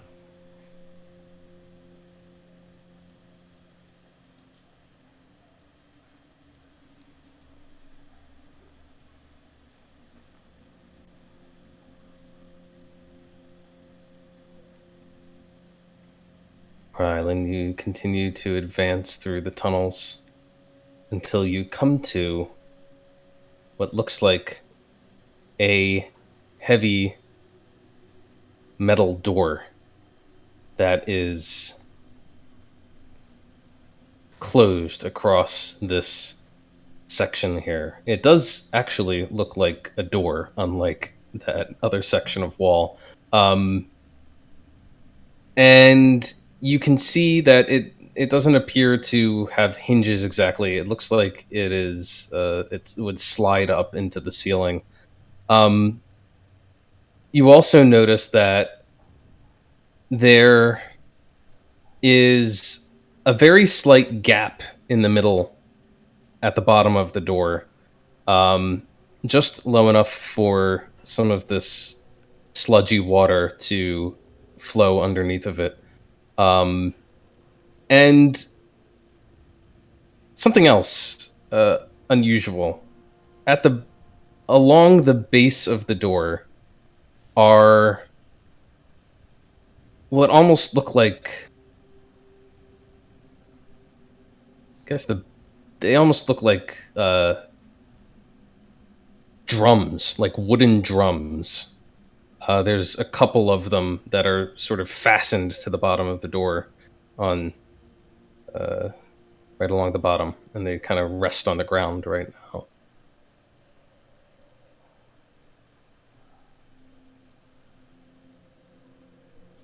Does it look like? Is there enough room for me to like get a hand underneath to try and like raise this grate? So I'll pull out a Bayless strength roll right now, Anthony. Yeah, you can get your fingers underneath of it. You have to dip them into the sewage, but sure. Okay, I'm gonna try and lift this thing a little bit. Straight strength. See that? Just strength.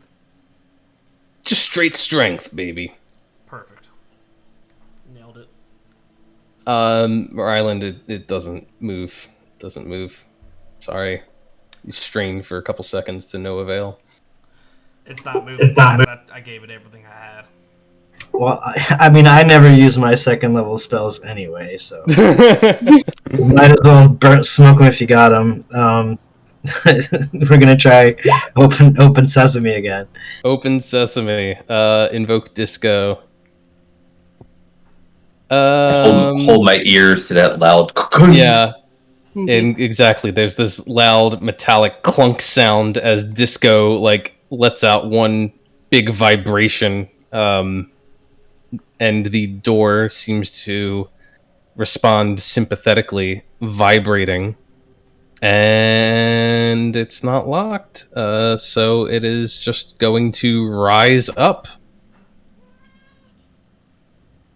Not locked, just heavy. That must have been magical.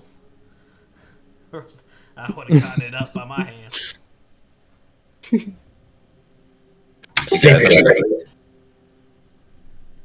luck, Mark. Yep. Yeah, good luck. Yeah, good luck.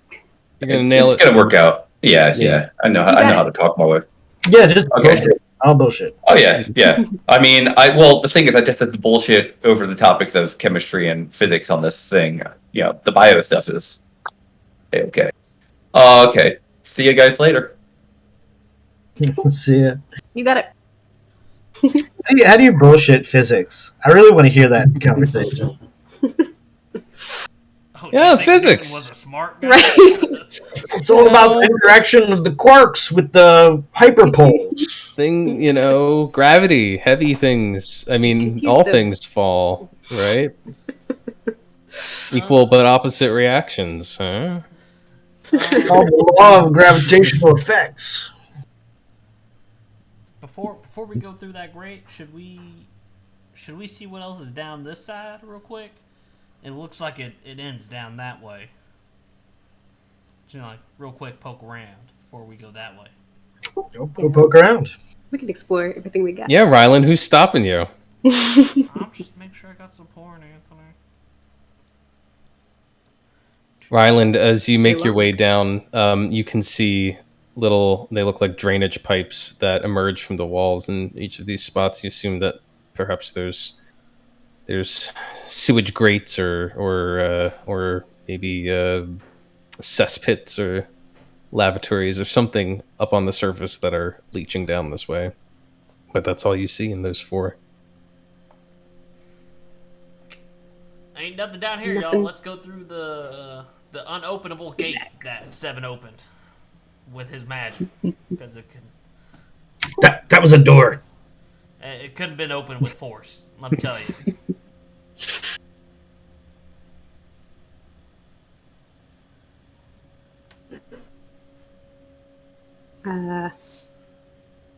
Should we keep following Grandpappy?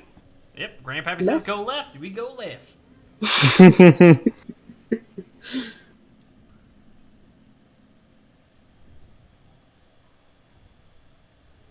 Ryland, as you step up here into a sort of intersection in the tunnel, you can see that the flow of sewage seems to be heavier straight ahead. But you can also make out tunnels leading to the right. And at the far end of the tunnel, it seems that there's been, it doesn't look like the Fey Queen's handiwork, if that's what the rest of this is.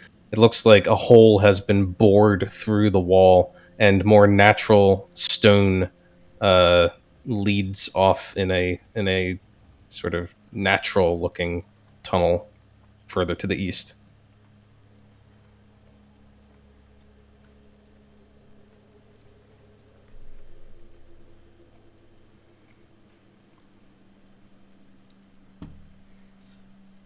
Guys, it looks like it's actually normal dirt.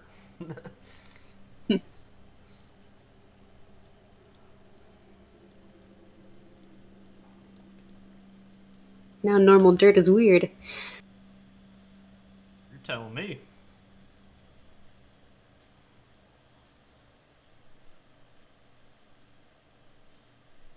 Does it look like... Are there any footprints in the dirt that I can see?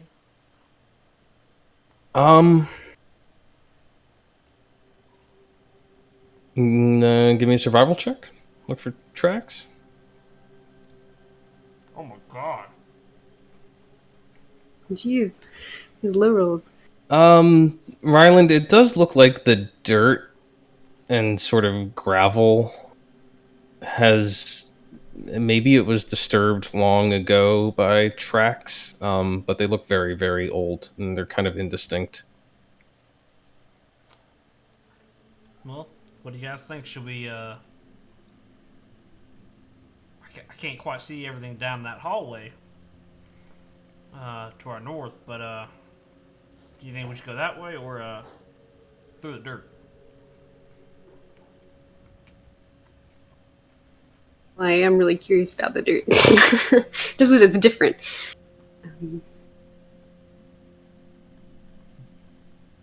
Yeah, I don't know, but I don't know.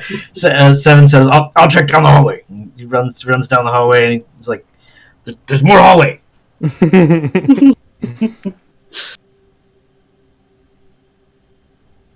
So just an empty circular room up there. The passage proceeds to our left.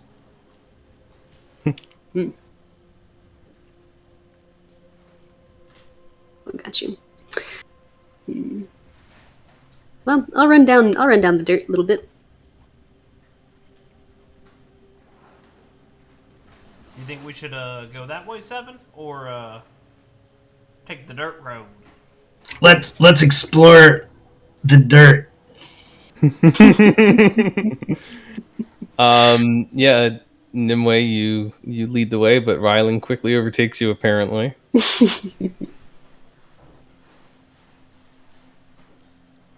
Right, all right.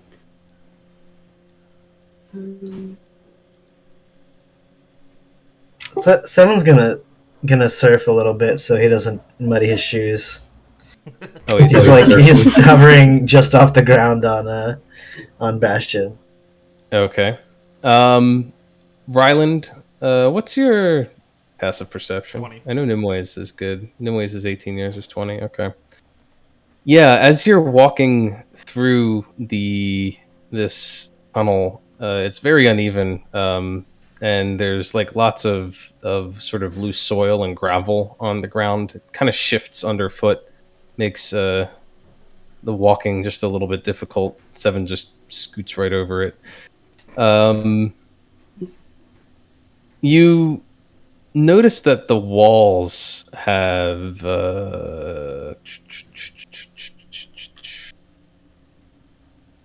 markings on them.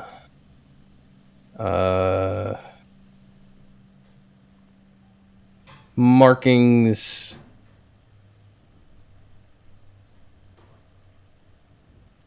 Kind of hard for you to make out, but they're everywhere, all over the walls and the ceiling. Not like symbols or something like that, just like almost like scratches or indentations. Nimue, you also notice this. Am I able to look at them, like examine them closer, see if I recognize them at all? Or is that simply lost cause for me? You could give me a nature check. My specialty. Nope. Weird markings on the walls. I might Scratchy look marks. too. Let's see if they look like claws or if it looks like someone did that with like tools or Sure. nature. Nature. Okay. Yep.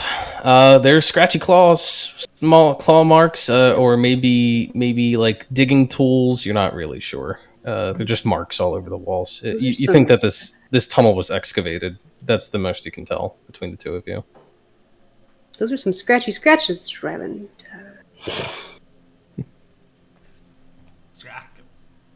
Couldn't even tell that. Okay. Must got some badgers in here. Yeah. Let's keep moving.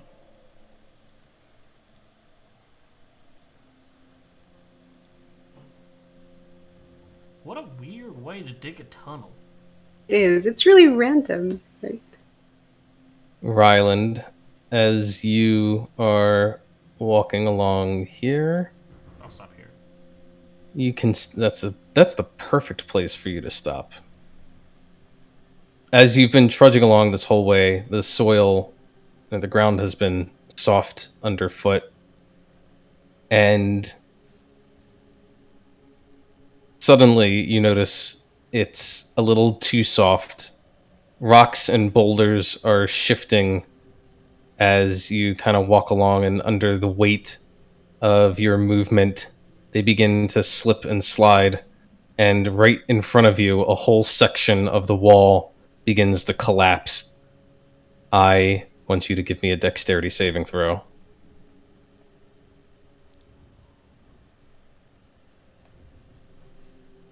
Nice. All right. You manage to jump back just in time as tunnel caves in completely in front of you. The vibrations shake all through the tunnel, and you can see rocks and boulders tumbling around every which way as there is yet another cave-in triggered further back, just behind Safine. You hold your breath for another second, waiting to see if the tunnel is going to completely collapse on you, but it seems to hold, at least for the moment.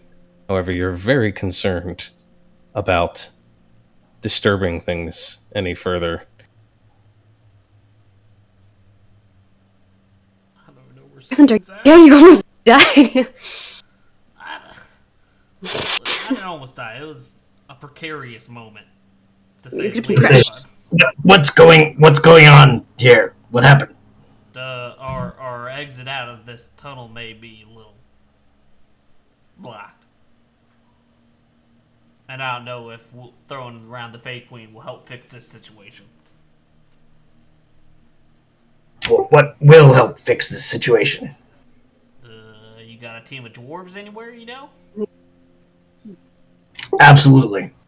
The eye has those, right?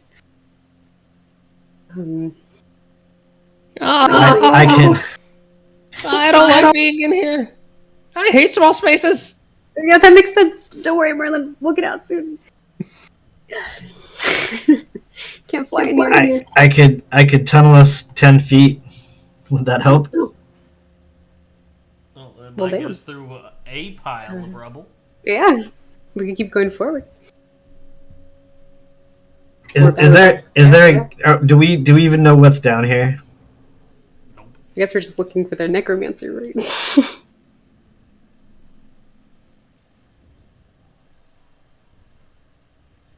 I mean,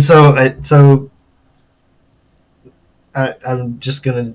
I don't even know how to say it in Seven's voice, but I can use spell slots to dig us through this tunnel, but only for a little bit. Only like the max if I burned all the spell slots I have is like 20 feet, but then I won't have any spell slots left. So whatever's on the other side, it's like I won't be able to do anything to help.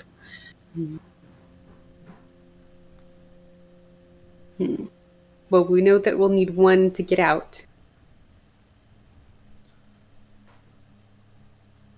How big would I reckon this, or thick this rubble pile is there, Senior Anthony?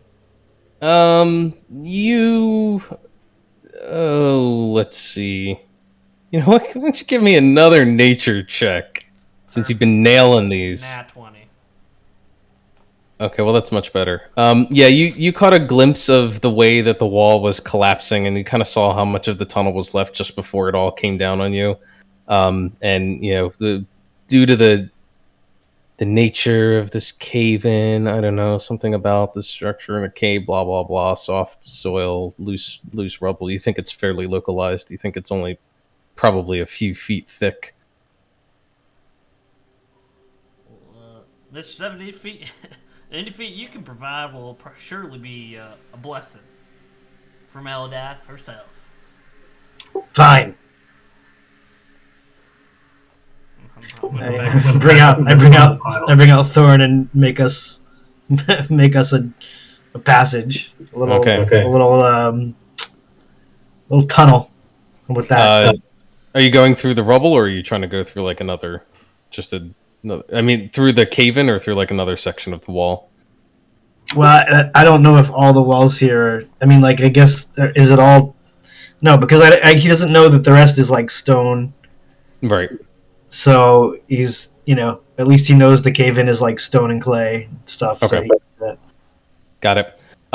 So he is going to. That's a touch range spell. So you approach the cave-in, and you are going to shape mineral, try and convince all of this rock and stone and stuff to get out of your way. But before you can actually cast the spell, something happens. A face appears through the tunnel wall. And a body drifts through the wall after it, but there's something very strange about this face and body. They are, aside from the fact that they're drifting through walls, clearly somewhat incorporeal. They have this dark coloration. They look more solid than like a shadowy type smoky monster. It's more solid than that and defined, but its flesh or its body or whatever it is still twisted and warped in strange patterns, as if perhaps the being had been, I don't know, blasted in some way. In short, it looks like this.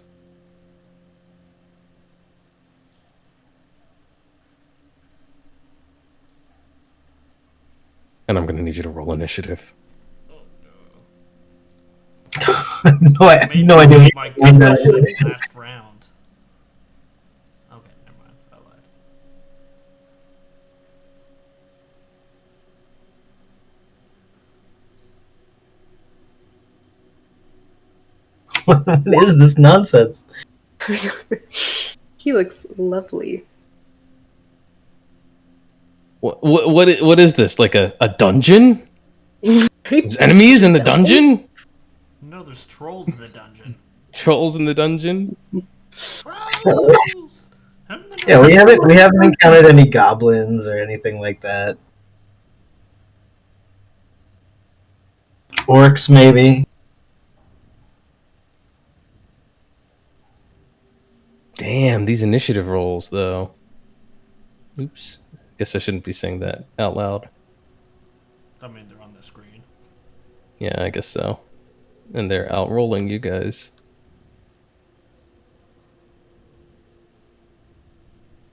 Safine actually has a really good bonus to initiative. I didn't realize it was that high. Not quite as fast as them, though. At least not as fast as the one that just came through. Makes sense, it startled you.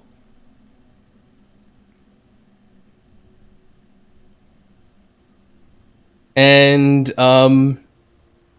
as the thing approaches, it is going to begin to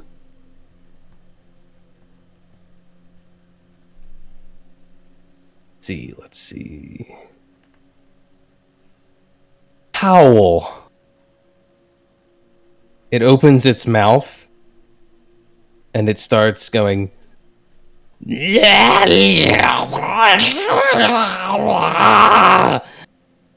as it does so, I need. Do we still have Circle of Power up from Safine? Yes, you do. Hasn't been 10 minutes. I need everyone, I believe, including Safine, yes, to give me a wisdom saving throw. With advantage.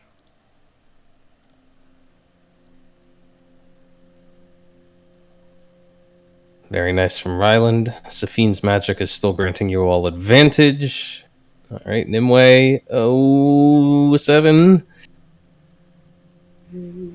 Safine will make theirs. They are not actually great at these, are they? And I need one from Merlin, too. I rolled him again. Oh, you did. I see. Okay.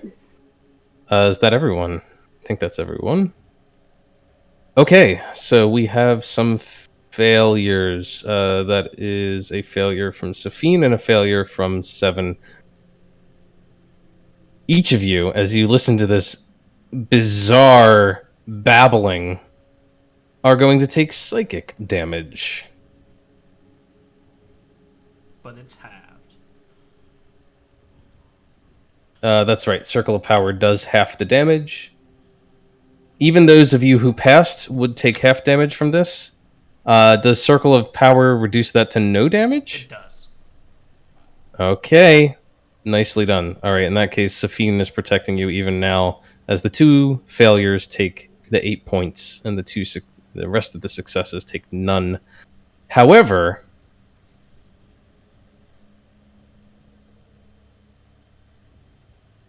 that's not all.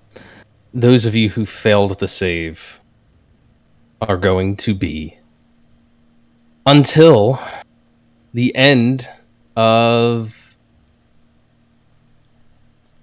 your next turns, stunned.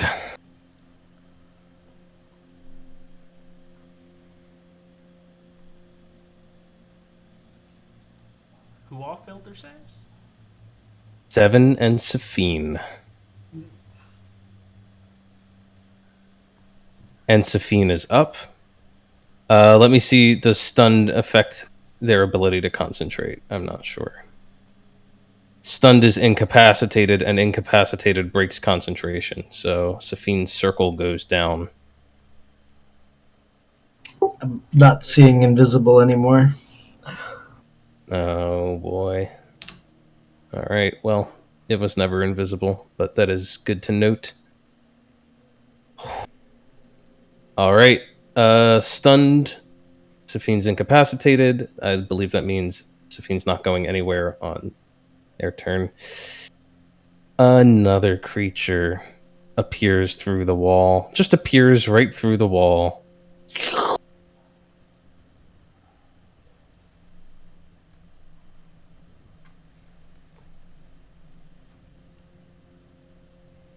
And this one is going to whisper, leaning its face in towards Nimue. And I need you, Nimue, to give me a wisdom saving throw. Okay.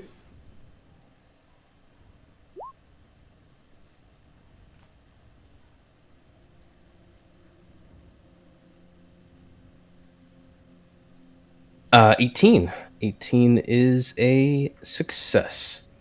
Let's see, is there anything on a success? No, no effect. Okay, so you hear this thing whispering in your ear, Nimue, and it is absolute nonsense.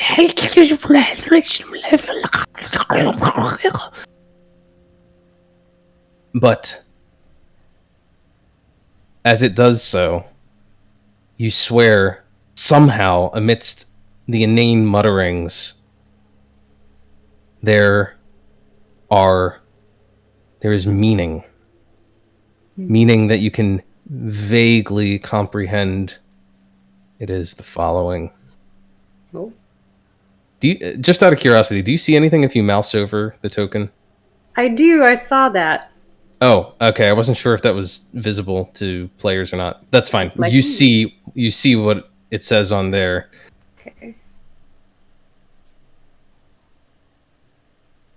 Or you understand that somehow through the muttering. Weird. Ryland. Okay. I can't even see Safine on here? Okay, yeah. So first things first. It's time for a little emboldening bond. And it'll just be on myself, Seven, Nimue, and Merlin. Since I have no idea where Safine's at. Okay. And then, as a bonus action here, I'm gonna look over to good old Seven, tap on the shoulder, and be like, "Are you okay?" And you're gonna see a nice little green glitter spread out across them. Very nice. Trying to protect him while he's stunned. he's just I don't know how do you look when you're stunned? I don't know. Is it like tongue lolled, or is he like kind of stiff like a board? Like how does he look? Stunned. So stunned isn't paralyzed. It's more like you're incapacitated, can't move, and can speak only falteringly. So it's just like you're utterly. Seven tries to respond. He goes. Sounds an awful lot like these things. Yeah.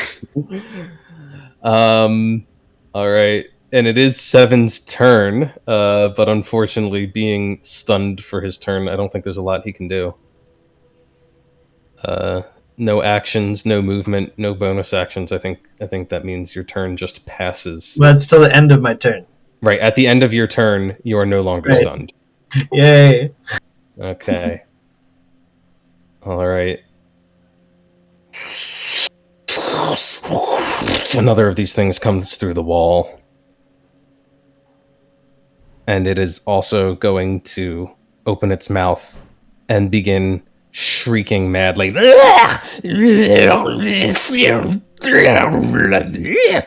I need wisdom saving throws from everyone.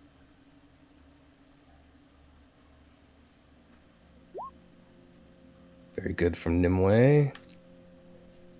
Safine. It's not targeting us, is it? No, it is everyone within a certain radius. Okay, good from Seven, and I just need Ryland. Not so good from... Ryland's got like plus 18 to wisdom save, I think. Ryland will fail. Maybe he'll do good. Ryland has no chance. He's not in the computer. He has plus 11. Oh, he stepped away. Okay. Yeah. I see him. He could fail. There's a very slim chance. I'm just going to roll for him. Yeah, he's fine. Oh, yeah.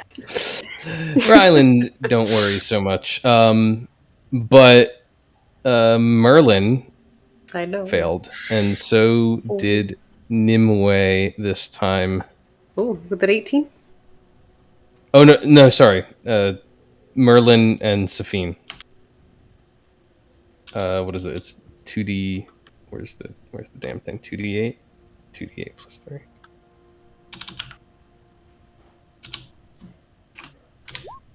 $12 points of psychic damage for those who failed, half as much for those who succeeded, and once again Safine is stunned, and this time Merlin is stunned.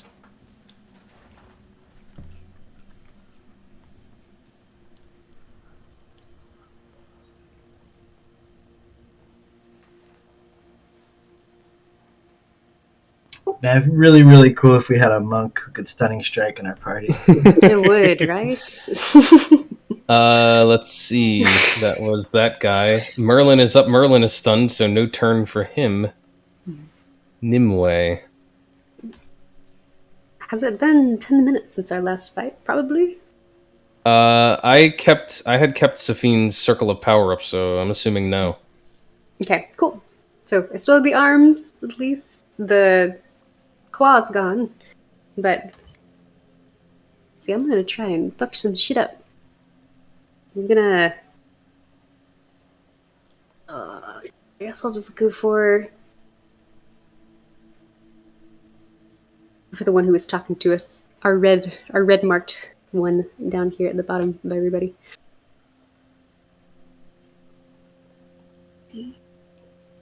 I see. Let me check something. Stunning strike isn't a bonus action. It's just a thing. So I am going to bonus action Hunter's Mark that one, and then I'm gonna hit him. All right. 25 will hit. Let's see. Mark. Okay, your fists are magic. And they deal 6 points. Another 3 for 9. And let's see. And then I'm going to do a melee weapon attack. You said you hunters marked it? Yes. All right, the rapier jabs in and hits. Nice. And But it's just a normal rapier, right? Right, yeah, just normal rapier. Okay, that will only be so effective against this creature. What is the D8 again? That one was Colossus, because it only activates on melee weapon attacks. Okay, so that will also be halved by its resistance. Total of 5 there. And then I think I will, on that attack, go ahead and spend a key point and try and stun him. All right, boom. Try to stun. It is going to make a Constitution saving throw. So cool. Very good at con saves. It's a natural 1. That is a stunned creature. Womp womp womp. Stuns all around. Nicely done. Anything else from Nimue? That'll be it. 2 strikes Put it back at him. and a stunning strike. It is stunned. So it's going to do nothing this turn except be stunned. How long does stunning strike last? Is it until the end of its turn or the start of, or the end of your next turn? It says it right there. I should just read it. Oh yeah, end of your next turn. End of your next turn. Okay. Right, because it gives you an opportunity to attack it again. Safine is stunned again. This is the easiest I've ever had to run a non-present PC. And this one in the middle. What do you guys think it's going to do now? Be a little big. Jabber! Or babble, more specifically. A howling babble. I need everyone to give me another round of wisdom saves. With the D4, y'all. They rolled some nasty initiatives. With a D4 for the Emboldening bond. emboldening bond. All right. I had a terrible echo. Oh, no, 7. Nimue. I have a plus Ryland. 6. Wait, did Ryland fail a wisdom save? No, he gets a D4. He gets 2, so that's a 15 for Ryland. And that is a pass, actually. Okay. Let me do Safine. Please fail again. Please. Yes. Our poor tiny party. No. Poor Safine getting rocked by the stuns. Okay, let's get that damage out. 14 for the failures, 7 for the passes. That is 7 who failed, Nimue who failed, and I believe that's it. Well, Safine technically also failed again.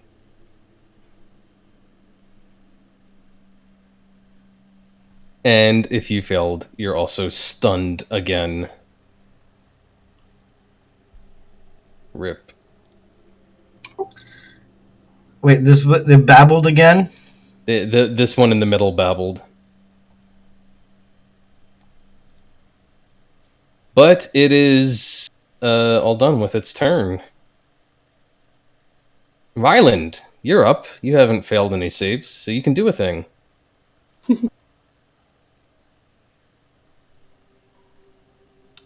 I still have Sanctuary up on 7, right? Yeah. Yeah, they Oh, haven't well, I need to make a targeted concentration. me. Technically, I need to make Oh yeah, you're concentrating on sanctuary? I think it is. Let me make sure. Is it concentration? I can never No, it's remember. not. Never mind. Okay, all right. So I'm currently not concentrating. That is great news, Anthony. Because what we're gonna do here then, Ryland's gonna pull out his Book of Eldath, flip to his nice little Spirit Guardian page he's got on there, where you've seen him cast it before, but he's gonna flip one extra page in it. Actually, he's gonna flip 2 extra pages in it. Do. Give him the pamphlets. Yeah. Let's see it, Ryland. What's up? Big ol' animals in there. We're talking giant bears and shit. Oh boy, Spirit Guardians At a 5th level. at a 5th level. Oh smokes! All right, the aura goes up. And The it'll also Guardians go out. it'll be immune to allies. Okay. Brutes. And that'll be Anything else? nope. All right, 7. You're great roleplay. This one is going to drift on over. Drift. It drifts past Merlin. It drifts through Merlin. It drifts through Nimue. And it whispers into Ryland's ear. It's gotta make that DC 18 save first. Yes, it sure does. Wisdom saving throw. They're actually quite good at these, but it rolled very low. And it takes But we'll take some damage. 5d8. And that's necrotic damage, right, from Ryland? It's radiant. Okay, are you sure? Yep. All right, 23 points of damage, just for being too close to his spirit guardians. The spirits seem to be trying to ward this thing off. It has to fight nearer, drifting up to you. It whispers in your ear. And somehow the nonsense resolves itself into meaning in your ear. Our bodies wriggling manicure. I need you to give me a wisdom saving throw. All right. Wisdom, You please. hear the words and you feel them somehow taking root in your mind, or at least trying to, but you are more fortuitous, wisdomous than that, and you remember your prayers to Eldath and keep those thoughts at bay. It drifts all the way back through the others and ends its turn there, unfortunately for it, not quite able to get out of the aura. And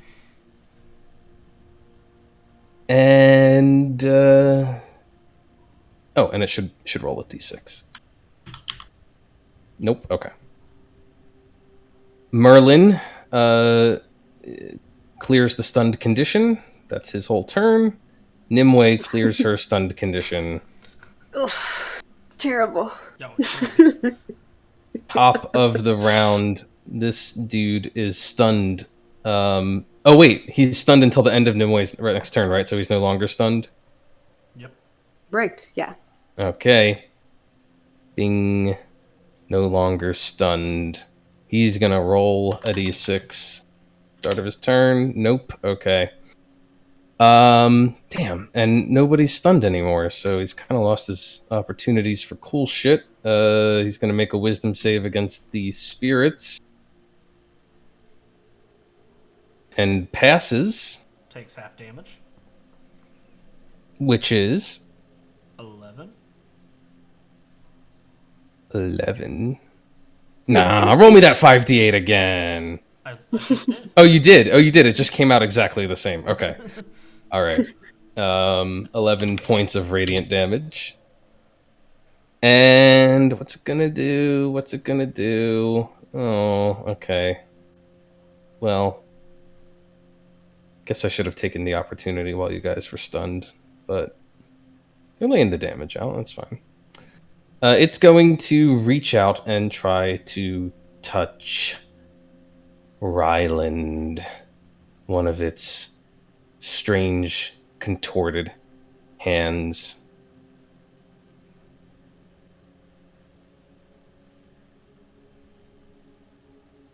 It's only a 16 to hit Ryland. Nope. That is a miss. Safine is finally alive and doing things.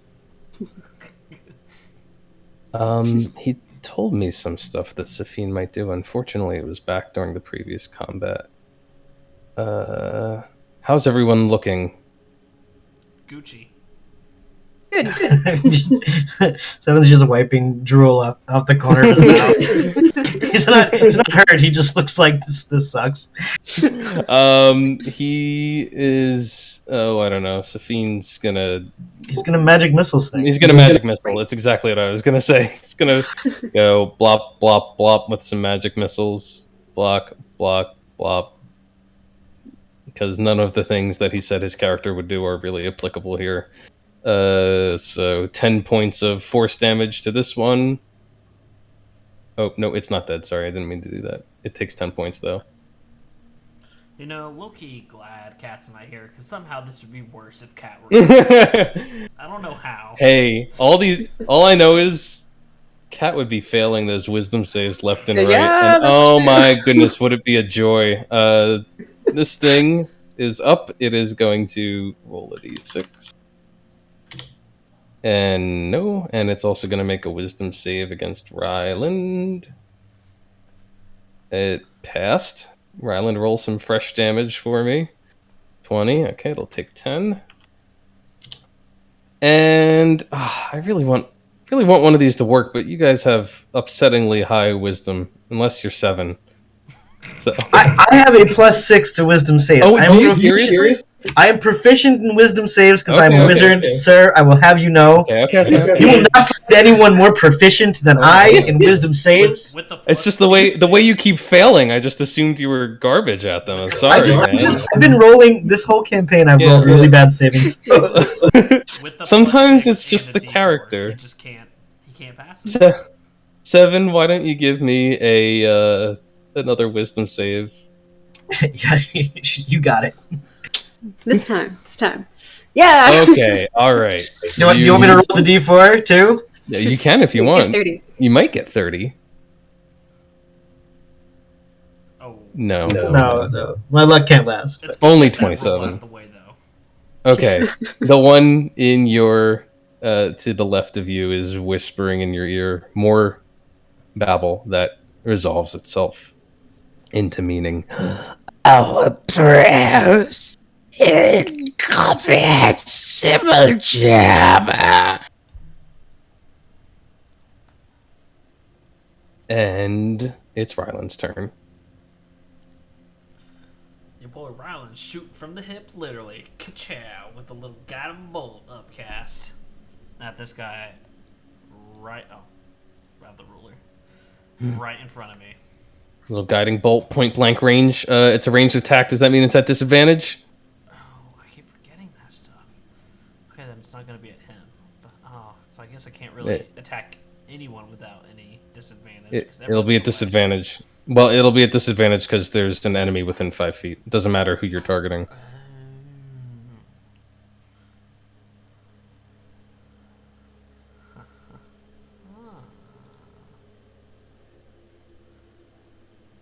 Well, then, Anthony, I'll try and make your life simple and just give you another... Wait, do I have to concentrate? Ah, damn it. That's concentration.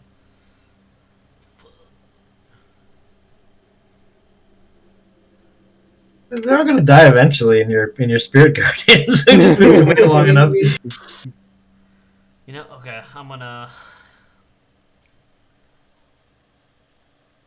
Sacred Flame. I don't know if there's no disadvantage on that one, because it's so close. It's a wisdom save, Yep. right? I want to Sacred Flame that one directly in front of me. Okay. It's going to make a wisdom save of its own, and it will fail. And so it actually takes 11. Because for whatever reason, 11. it doesn't add my potent spell casting. Okay. It's looking pretty much like the spirits and your magic are causing it to obliterate away, but its face still lingers, still babbles. 7. Do you guys want me to spend a spell slot to help this end, or do you want me to just wait until Spirit Guardians kills everything? I feel like we should just wait it out. I mean, Yeah. do you want to be stunned again? Yeah. I don't mind, actually. It's fine. They haven't done anything while I've been stunned. They've just stunned me a bunch. All right, Seven's just gonna poke one with his sword a couple times. I guess the one that Ryland's been flaming, sacred flaming. Sure.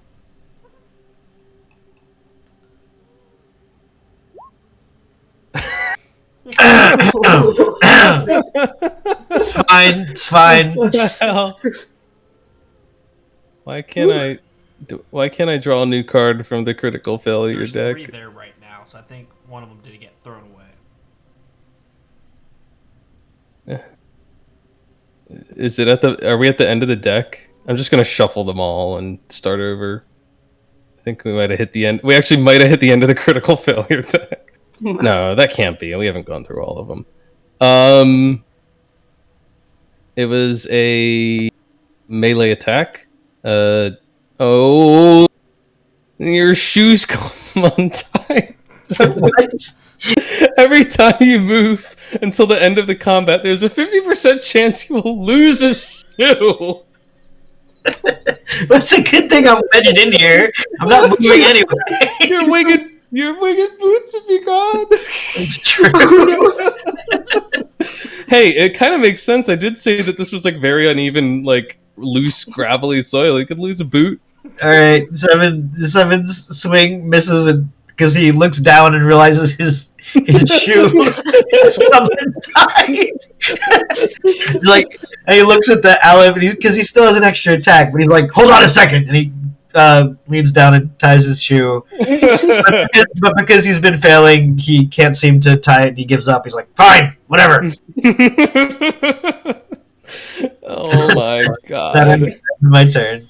All right. This one is. I'm not even going to bother. It doesn't matter if it passes its save or not. The spirit guardians finally banish it to whatever awful place it came from. The Radiant Realm. Positive energy plane. Of course. Yes.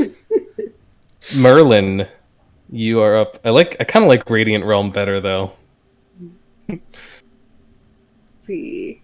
I'm gonna try and let's do a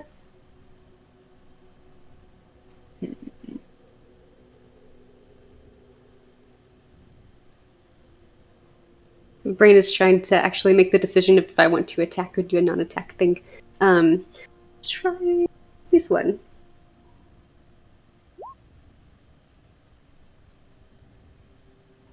Make a circle around us. That one is a 1 minute casting time.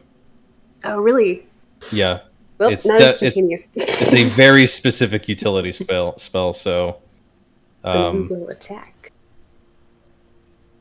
Do second plan. But with the way they're stunning us, we could still be here in a minute.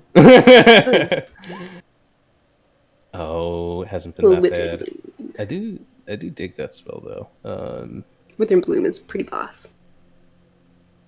I never heard of it. What is a wither and bloom? I don't know if this will affect them much, but we'll the hottest new thing from Fizzbands. No, not Fizzbands. The Strixhaven book. It's an interesting one, and it is each creature of your choice. So it's a 10-foot radius. I assume you want to position that so you can get both of them. That would be awesome. Possible. All right, and then con saves on them both.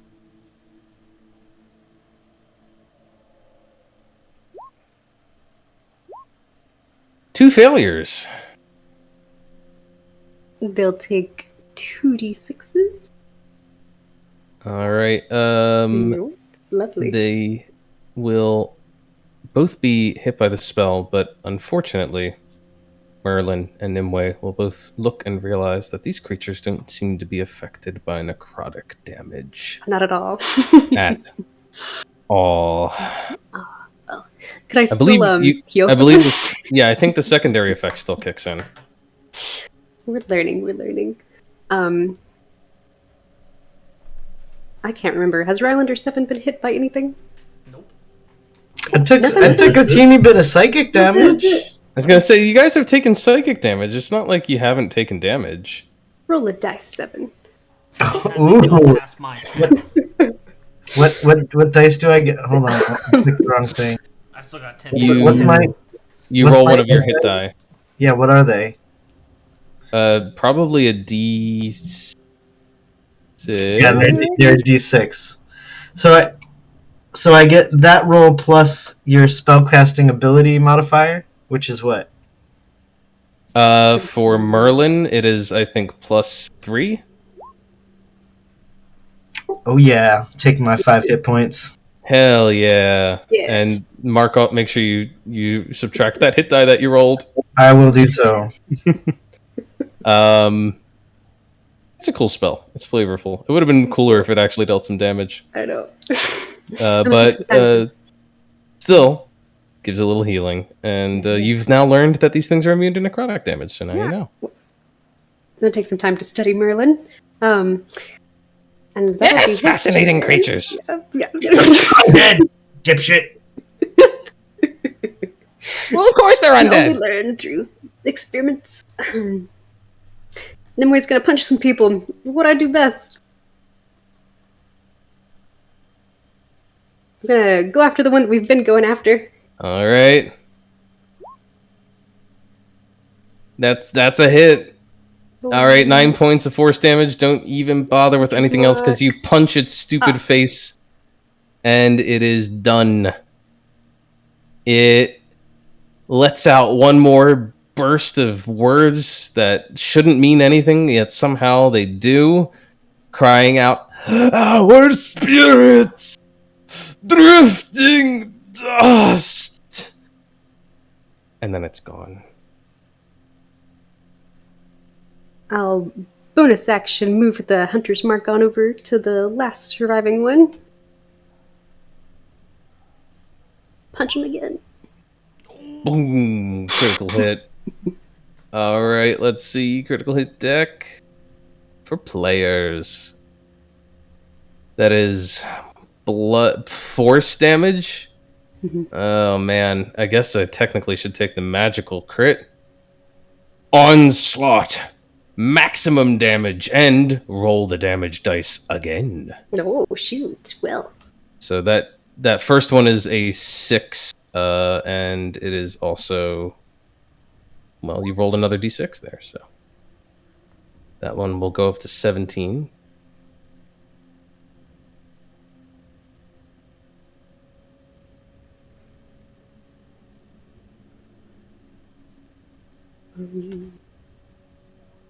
All right, it's still kicking. alright. I think that'll be Nimue's turn. She'll just punch him real hard. She just punches real hard, 2 hits. Boom, boom. That brings us to Safine, who is like, "Ah, excellent. Now I can just finish it off like this." And does more magic missiles. Pew, pew. And doesn't quite finish it off. But I don't think it matters much because as soon as its turn starts, it's getting eaten alive by the remaining spirits. And it is dead. And gone.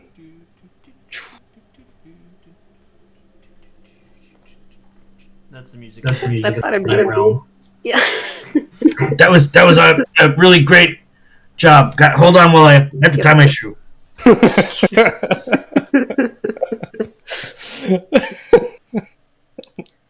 Seven feels so ineffective from that fight. All he did was all he did was drool and somehow managed to get his shoe untied. And it's not very heroic.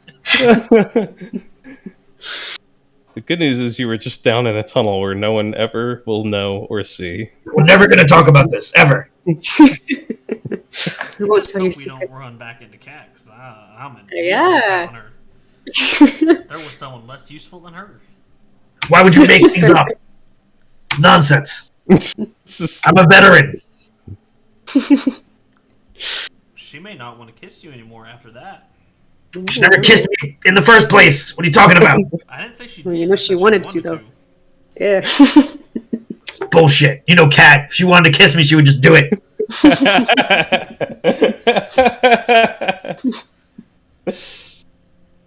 Oh, I love it.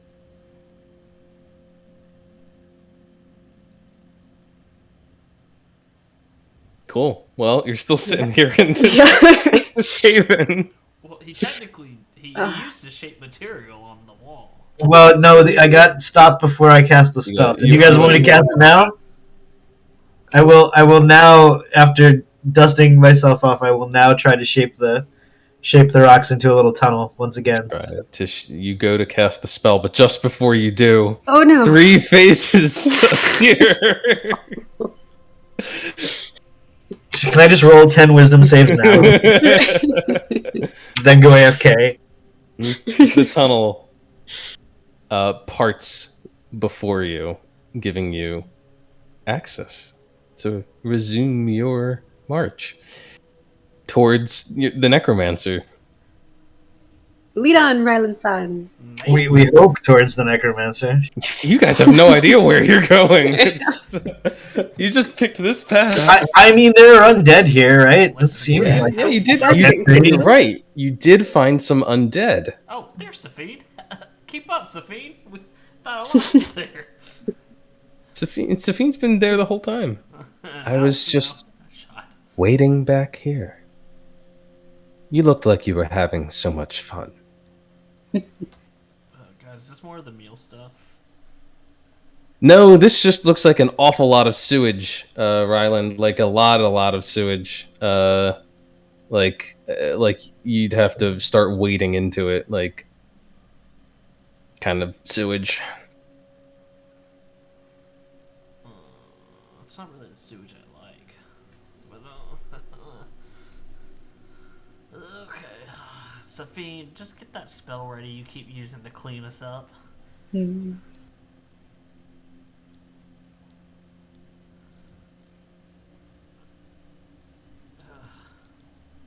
Oh god.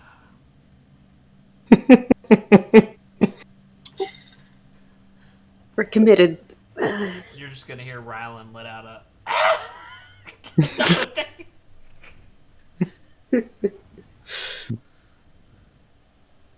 Seven's gonna come flying over on his surfboard. Yeah, Merlin's flying. What's the matter? Merlin's just flapping Merlin's wings. It's like, no, You're that's fine. You're just gonna see Ryland with the holy symbol being held out in this direction, like pointing the light of the staff. Lead him, Rylan. Light of Eldath. Go. Ryland, why are you standing there? Go! Move somewhere! Blow them all away with the light of Eldath. Are you gonna attack us too? Oh my god. Ryland, you look to your left and you see a figure standing there in the sewage, up to its thighs. It has its back to you at first, and it appears to be naked. From what you can tell, its skin is fleshy and pale and kind of slick looking. And it turns to face you, except for the fact that it doesn't really have a face. It just has a mouth.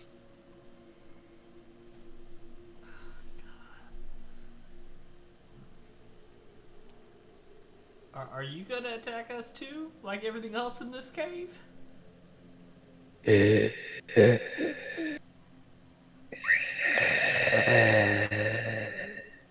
Are we sure that's a mouth?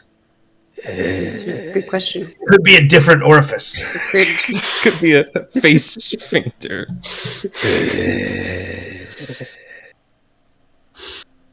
Well, yep, I think it's time to destroy. It takes a step towards you, sloshing through the sewage. You have 1 second to respond. Are you hostile? It's your warning. That really is a face sphincter. Could it puke and shit at the same time? You turn undead. Your spirit guardians? How long is that? 1 minute? Oh yeah. 10? You have the spirit guardians up still too. 10 minutes. Oh, it's 10 minutes. Okay. Yes. Well, it will enter into the spirit guardian's aura, and it doesn't like that when that happens. It's gonna make a wisdom save, which it's not very good at, and it's gonna get hit by the spirit guardians. Which is 5d8. 25 points of damage. Even as it takes the damage, you brandish aloft your channel divinity turn undead. You hold up Eldath's sign, and what do you say? The power of Eldath compels you. And the thing goes, and it retreats. They killed Shuffling it. out of the spirit guardians and backing away around the corner. I'm going after it though. I'm following it. Oh boy. You just hear this high, thin wail proceeding. It's running away as it sees your light coming nearer. Answer our questions. Who are what? And then, Ryland, you see the other ones standing in this chamber. You're doing it to yourself, man. Roll for initiative. Oh, good.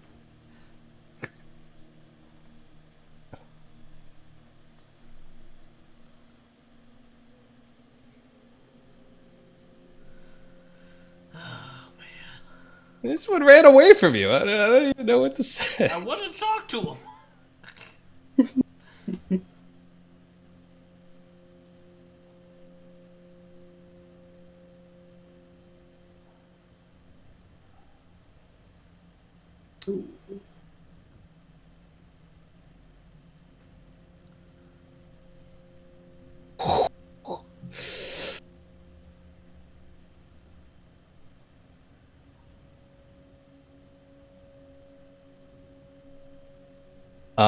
Let's see.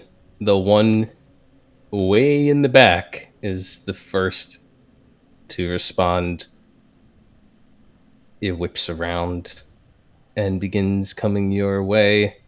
Fortunately for you and it, well, not fortunately for it. Fortunately for you, it has to dash to get up to you, Ryland, which means it is going to enter into your spirit guardian's aura.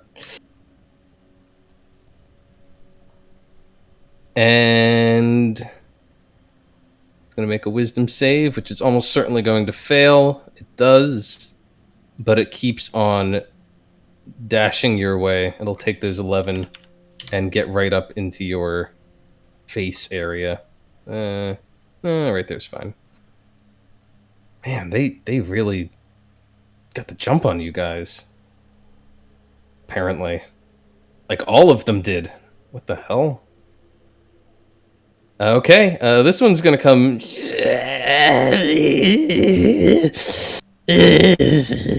And it's going to make its wisdom save. One of them is going to roll a natural 20. Does that still fail? Fail.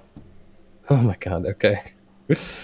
17 points of damage. Just for existing, Ryland. I hope you feel good about yourself.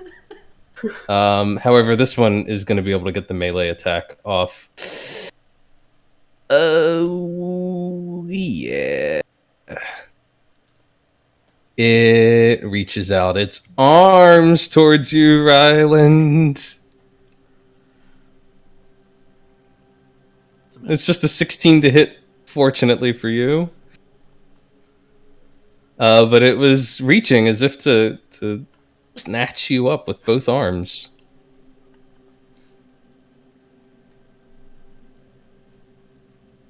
This one over here was fleeing.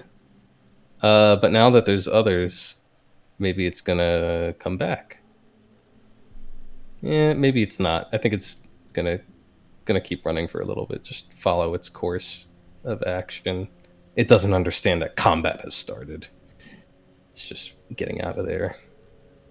Maybe next round it'll pick up on a thing or two. This one is going to start off in the aura. It is going to... Oh, come on, roll 20. Come on. You can do it. Gonna make its wisdom save. Go ahead, Ryland. These are... Man, that's a good time to have that thing up. You're looking. These are like painfully average rolls. For It's gonna come forward, and it's also going to try and embrace you. Oh, does an 18 hit yet? Damn. I really wish I had advantage. Okay. Nimue, it's your turn. I am going to bonus action. Try and move the hunter's mark over to the one right in front of Ryland. I'm gonna reach around with my arms and punch him.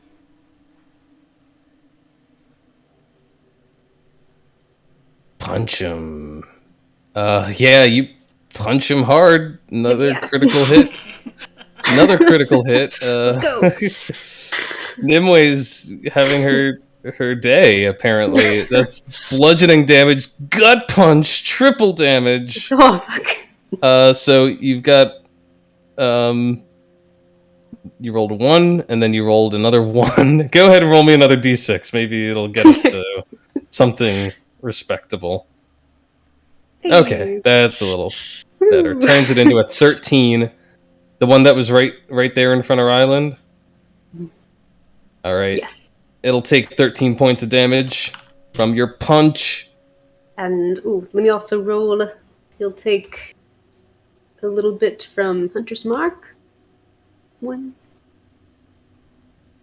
And then I'll try and punch him again.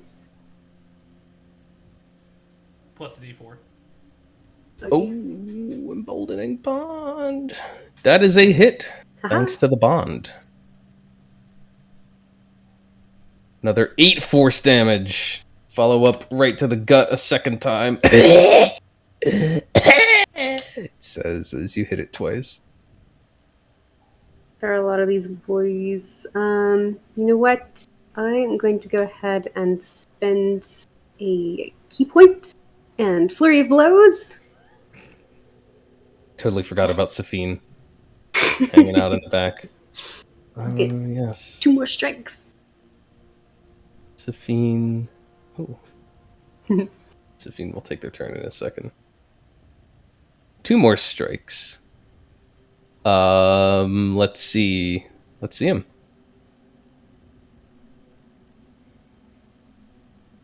27 and 20. All right. 16. Total of 16 more points of damage as you just keep hammering away on this creature. You get Hunter's Mark damage on every All the hit. time? Yeah, you get it on. It's like every attack. Good point. Add it in there if you like. We'll roll 2 more. All right. Boom, boom. 14. More. That's significant. All right. It's looking pretty badly beat up by all of those blows. Kind of staggering back a little bit. Alrighty. That's all I can do. All right. I'll get Safine's turn in now. Safine's gonna come around and say, "Oh, isn't this lovely? I can't actually see them from here. Here, somebody just take one of my bardic inspirations. Let's see.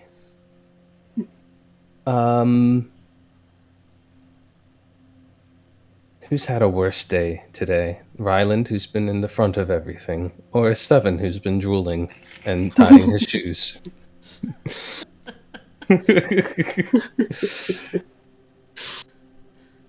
Here, Seven, why don't you have some fun for once? I don't want your pity, but Pity bardic inspiration. That's all Safine's gonna do for now. Safine's like, I can't even see the thing. Okay. Where's his bardic inspiration? Okay. And it's Ryland's turn. I'm gonna take some schwacks at this guy for having the audacity. I feel like Safine actually would have spent their turn like summoning some sort of undead to carry them above the water, because there's no way that they're actually walking through this. You know, actually, for a second time in a row, gonna burn that last channel divinity for turn undead. Did he hear me talking about him? The only downfall is that job looks good too, so now I have to choose between two jobs if I get offers. Ooh, that sounds like It's nice that to went have well. a choice. Yeah. Right? Oh no, are Okay. we all dead? Is Safine going to just resurrect you and make it Safine 7 and be a solo game? No, Safine is, I don't know. Safine is standing in sewage. Just Safine leave it has at that. been here. Yeah, Safine has been here before, but Safine is not happy. Kind of like. as a reward for my heroic actions in the last battle, which I assure you were quite heroic, Safine has given me a bardic inspiration. Nice. We're just never going to talk about that battle, so just don't be surprised if we don't fill you in. It didn't really happen. Oh yeah, I forgot to hit record. Safine also burned a couple of magic missiles from the wand. That's fine. I think they're down to one, but yeah. Yeah. Nice. Yeah, Ryland, it's your turn, Yeah, buddy. The You wanted to turn turn undead? Okay, yeah, that's great. Okay. You present your holy symbol and you say what again? the power of Eldath compels you. Okay. And these creatures just keep going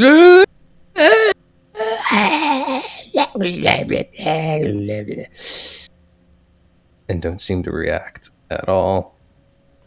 Ryland, you're suddenly not entirely sure that they're undead. Okay, well, that's good. All my bonus action spells are basically all. Actually,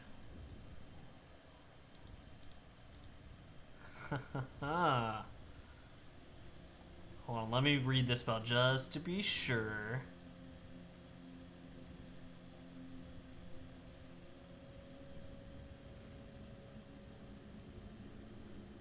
So I'll let you rule on this one, Anthony. If I shield of faith myself... Oh, no, sorry, wrong one. If I sanctuary myself at this point, because it talks about cast a spell that affects an enemy creature, since I've already cast Spirit Guardians, would that null out Sanctuary? If the warded creature makes an attack, casts a spell that affects an enemy creature, or deals damage. Oh, or deals damage, then that. Yeah. Okay, then yeah, that's gonna do it for me then. So are you No, doing no, Sanctuary or I not? am not. Okay. All right. Seven. It's your turn. Seven just wants this nightmare to end. Tunnels, baby. Fireball. Fireball right there. Kabang! Big boom. It's going to catch them all, I think. Right? Should. If I do here, I think they're all 20 feet from that square. 15. Let's see. 20. Yeah, you can do it. Let's see the you already got the damage for me. I'm going to give them some dex saves. How good do you think their dexterity is? Amazing. It's better than their wisdom. I do a wisdom fireball. Oh, darn. Well, it is a two passes actually, but 2 failures. Let me sort that out. Lefty over here passes. We'll take. It's 13 or 27. Thank you. I appreciate that. I was slowly getting there, but not fast enough. 13. Oh, that's unfortunate. And this one will take 27. Yeah, the one in the middle is looking very badly hurt now between Nimwe's strikes and the fireball. The others are all also getting pretty singed up over this situation. Anything else from 7? Second fireball. That'd be awesome. Merlin. You can do it if you're a fighter wizard, right? Yep. Yeah, because that makes sense. Yeah, because it makes so much sense. But anyway, that's my turn. Alright, so the one in front of Merlin, in front of Ryland is 30 feet away from Merlin. Could he thorn whip him from there? Could he throw a weapon? Thorn whip. Oh, thorn whip. Yeah. I don't think it. I might give him some cover due to the tight corners and all of the people in the way, but yeah, he can thorn whip. Does get a D4. Does get a D4. That's good. He got a D4. Wow, Merlin's. That unfortunately, it's hard to get the whip around the corner. Yeah. Okay. He's just a researcher. I'm a researcher. That's really what I do. You're doing great, Merlin. I'm a decent fighter, honestly. I do have a +7 to hit things.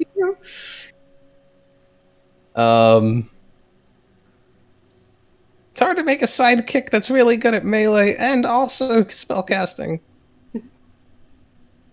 Can't really multi-class. This thing is the way you want. Oh, thanks, Nimue.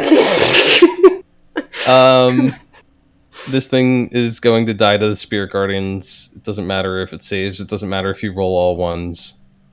It's dead. So, 1 down. This one up here does actually need to save against Spirit Guardians. Spirit Guardians, wisdom.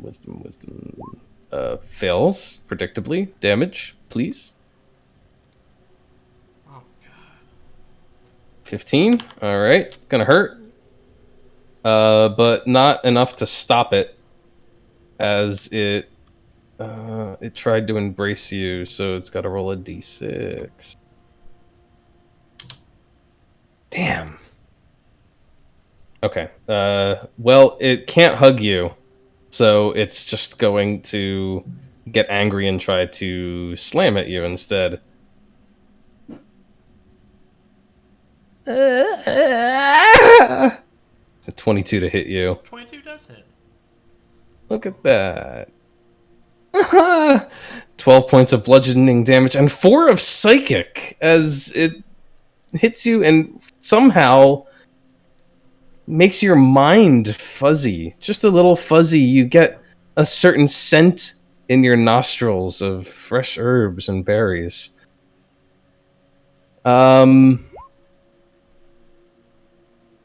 It's going to do it again. Does a 20 hit you? 20 does. Okay. 14 more points of bludgeoning and another 3 of psychic. as it catches you twice in its fury. Safine, you're up. Con saves, unfortunately. Oh yeah, you need to concentration checks. Thank you. Over. That one's a pass. And these are at advantage too. Okay, you're good. Okay. Since Spirit Guardian's up, right, and I'm guessing it's right in back of the thing that's slamming him. See. Okay, then I'm not going to put spiders back there that will get obliterated. However, I will pump everybody up by 11 hit points, and I'm going to. So if you need to move, you can move your movement, and I'm going to fly up towards the ceiling. How high is the ceiling? See how wide these tunnels are? They're not particularly high. They're certainly not 10-foot ceilings. Wait, So. Marky. Sorry, go ahead. Yep, I'm doing my bardic. I'm gonna shut up. Sorry. So 11 hit points. Yep. And movement. Okay. I don't What want are to these move. rocks? That'll fuck with your entangle. The entangle. No, it's not going to hit you. I'm going to make it.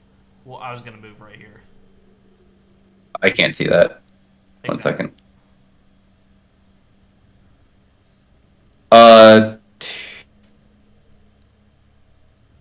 Yeah, I'm gonna get it in this area, so you probably would be hit unless you're resistant. That's fine. Do it anyway. Okay. Do it anyway. Yeah, I'm gonna kind of place it right here, whatever that radius is. It's a 20-foot radius, I think. 20-foot radius, and That's a 20-foot square. Different.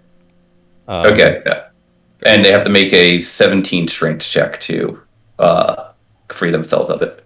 Right. Come on, cube. Come on, cube. There you are. Did you? I assume you wanted to get both of them here. Yeah, that's what I can see. I'm just trying to block it in with the Spirit Guardians, so you know.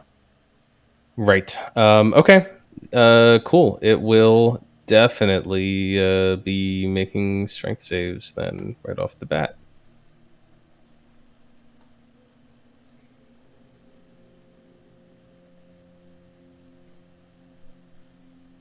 One.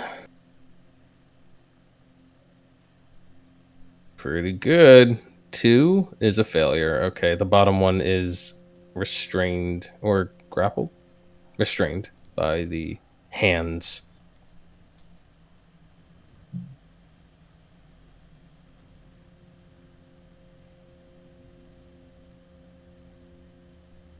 The enemies, the remaining enemies are up. This one, has it got its nerve back? It was running away from Ryland before. That's what started this whole thing off. Yeah, nope. It's gonna keep on running. Disappearing out of sight into the darkness. This one is restrained, and it's in an aura, so wisdom save, which it of course fails because they need like a 20 to actually pass. 24. Oof, that's pretty rough. I'm gonna give it its d6 roll. Come on. So many creatures with recharging attacks. At least one of them needs to recharge. It recharged! Okay, well, it's restrained, so it's at disadvantage, so it probably won't get him anyway. But Ryland, it's going to try to embrace you again. Even as the grasping hands are clutching at its feet, it's also reaching out for good old Ryland. Yeah, it's a natural 1. It wasn't even at disadvantage on that one either, because I'm also restrained. Oh, you're also restrained. Cool. Well, a 1's a 1. It does something very probably stupid and embarrassing. Up my sleeve. You become entangled in the target's clothing or armor and must make a dexterity saving throw or a strength saving throw to free yourself. While entangled, attacks against you are made with advantage. Well, that doesn't do a whole lot considering it's restrained. Nimue. I'm gonna step up and I'm going to attack this one. I was rereading Hunter's Mark, and it's only melee weapon attacks. We're gonna make some melee weapon attack. Okay.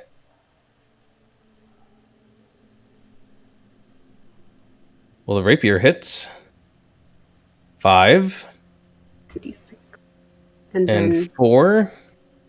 Colossus Slayer will go off on that one. And another 4. It's looking pretty ragged. Oh, Oh no. that one. For every 20, there is a 1. Yep. Let's take a look. My back! If this attack was... Oh, no, wait. No, that's not it. It's you... Oh, no, it was a rapier attack. Okay, if this attack was made with a two-handed weapon... All right, did not. You are good. Phew. Trying to think of what all I want to spend. I think that's gonna. Well, I already used my bonus action to move the thing, so that'll be it for Nimue. All right. Ryland. I know you guys have it in you to finish this encounter. We can do this. Yeah. Can I attack when I'm restrained? Yeah, it's just a disadvantage. Okay, so I'm also going to attack the person who's restrained, so it's that normal. Yes. So this one down here. With the quarterstaff. Actually, why would I do that? When I can just sacred flame it. DC 18. It's a dex save. Oh, it's a dex save on Sacred Flame. I think Restrained gives it disadvantage on that.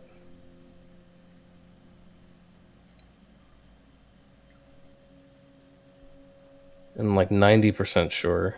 Yes, it is at disadvantage, which means it is on fire. 11 points of radiant 16. finishes it off. Actually, okay. 16 points of radiant. Okay, it's dead. And then that will be it for me. All right. 7. You said you wanted this nightmare to end. Yeah, sure. I'm gonna try to fly up as much as I can so that I can shoot over Nimue's head, and I'm gonna cast a firebolt, magma bolt. That'll do the trick. That'll go over Nimue's head. That'll hit the creature, and that will kill it on the spot as the magma burns away at its glistening, pale, blubbery flesh, and it collapses back into the deep sewage, its body disappearing from sight.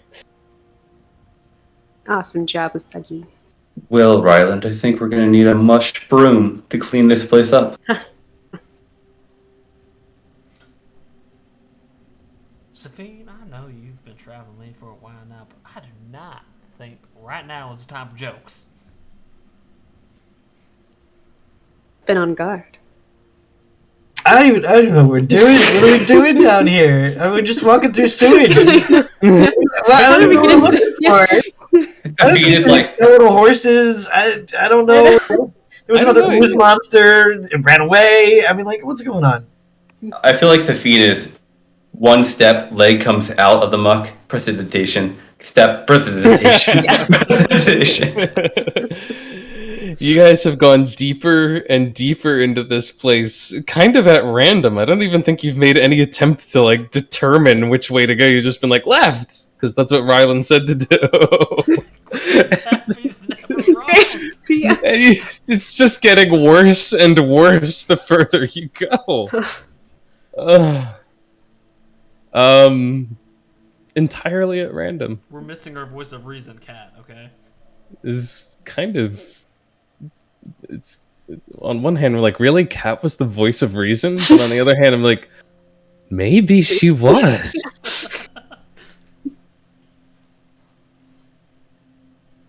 Nimway's always down for a fight. Ryland's just always Bring it. up for an adventure to give out, pamphlets. I'm surprised he isn't like mucking them to the walls. You know. The puzzles I put in this place, Seven just casts a spell and goes through them. So what can I even say?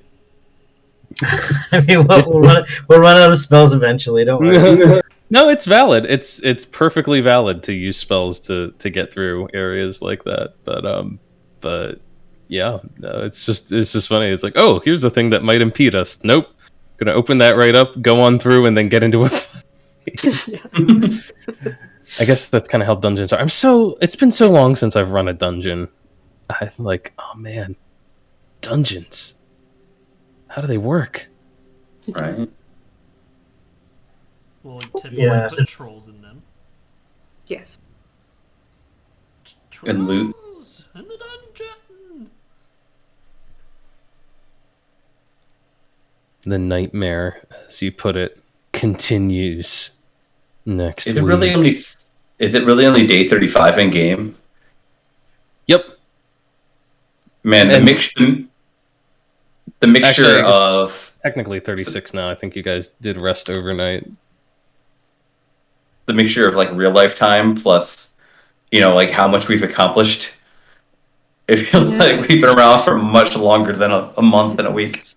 I mean, most of that honestly has been travel time, as you've just been in a wagon going, through the realm of the Fake Queen. Yeah, so only about 10 of those days we've actually been playing. Yeah, done things. Yeah. Right. That's how it is when you're the problem solvers.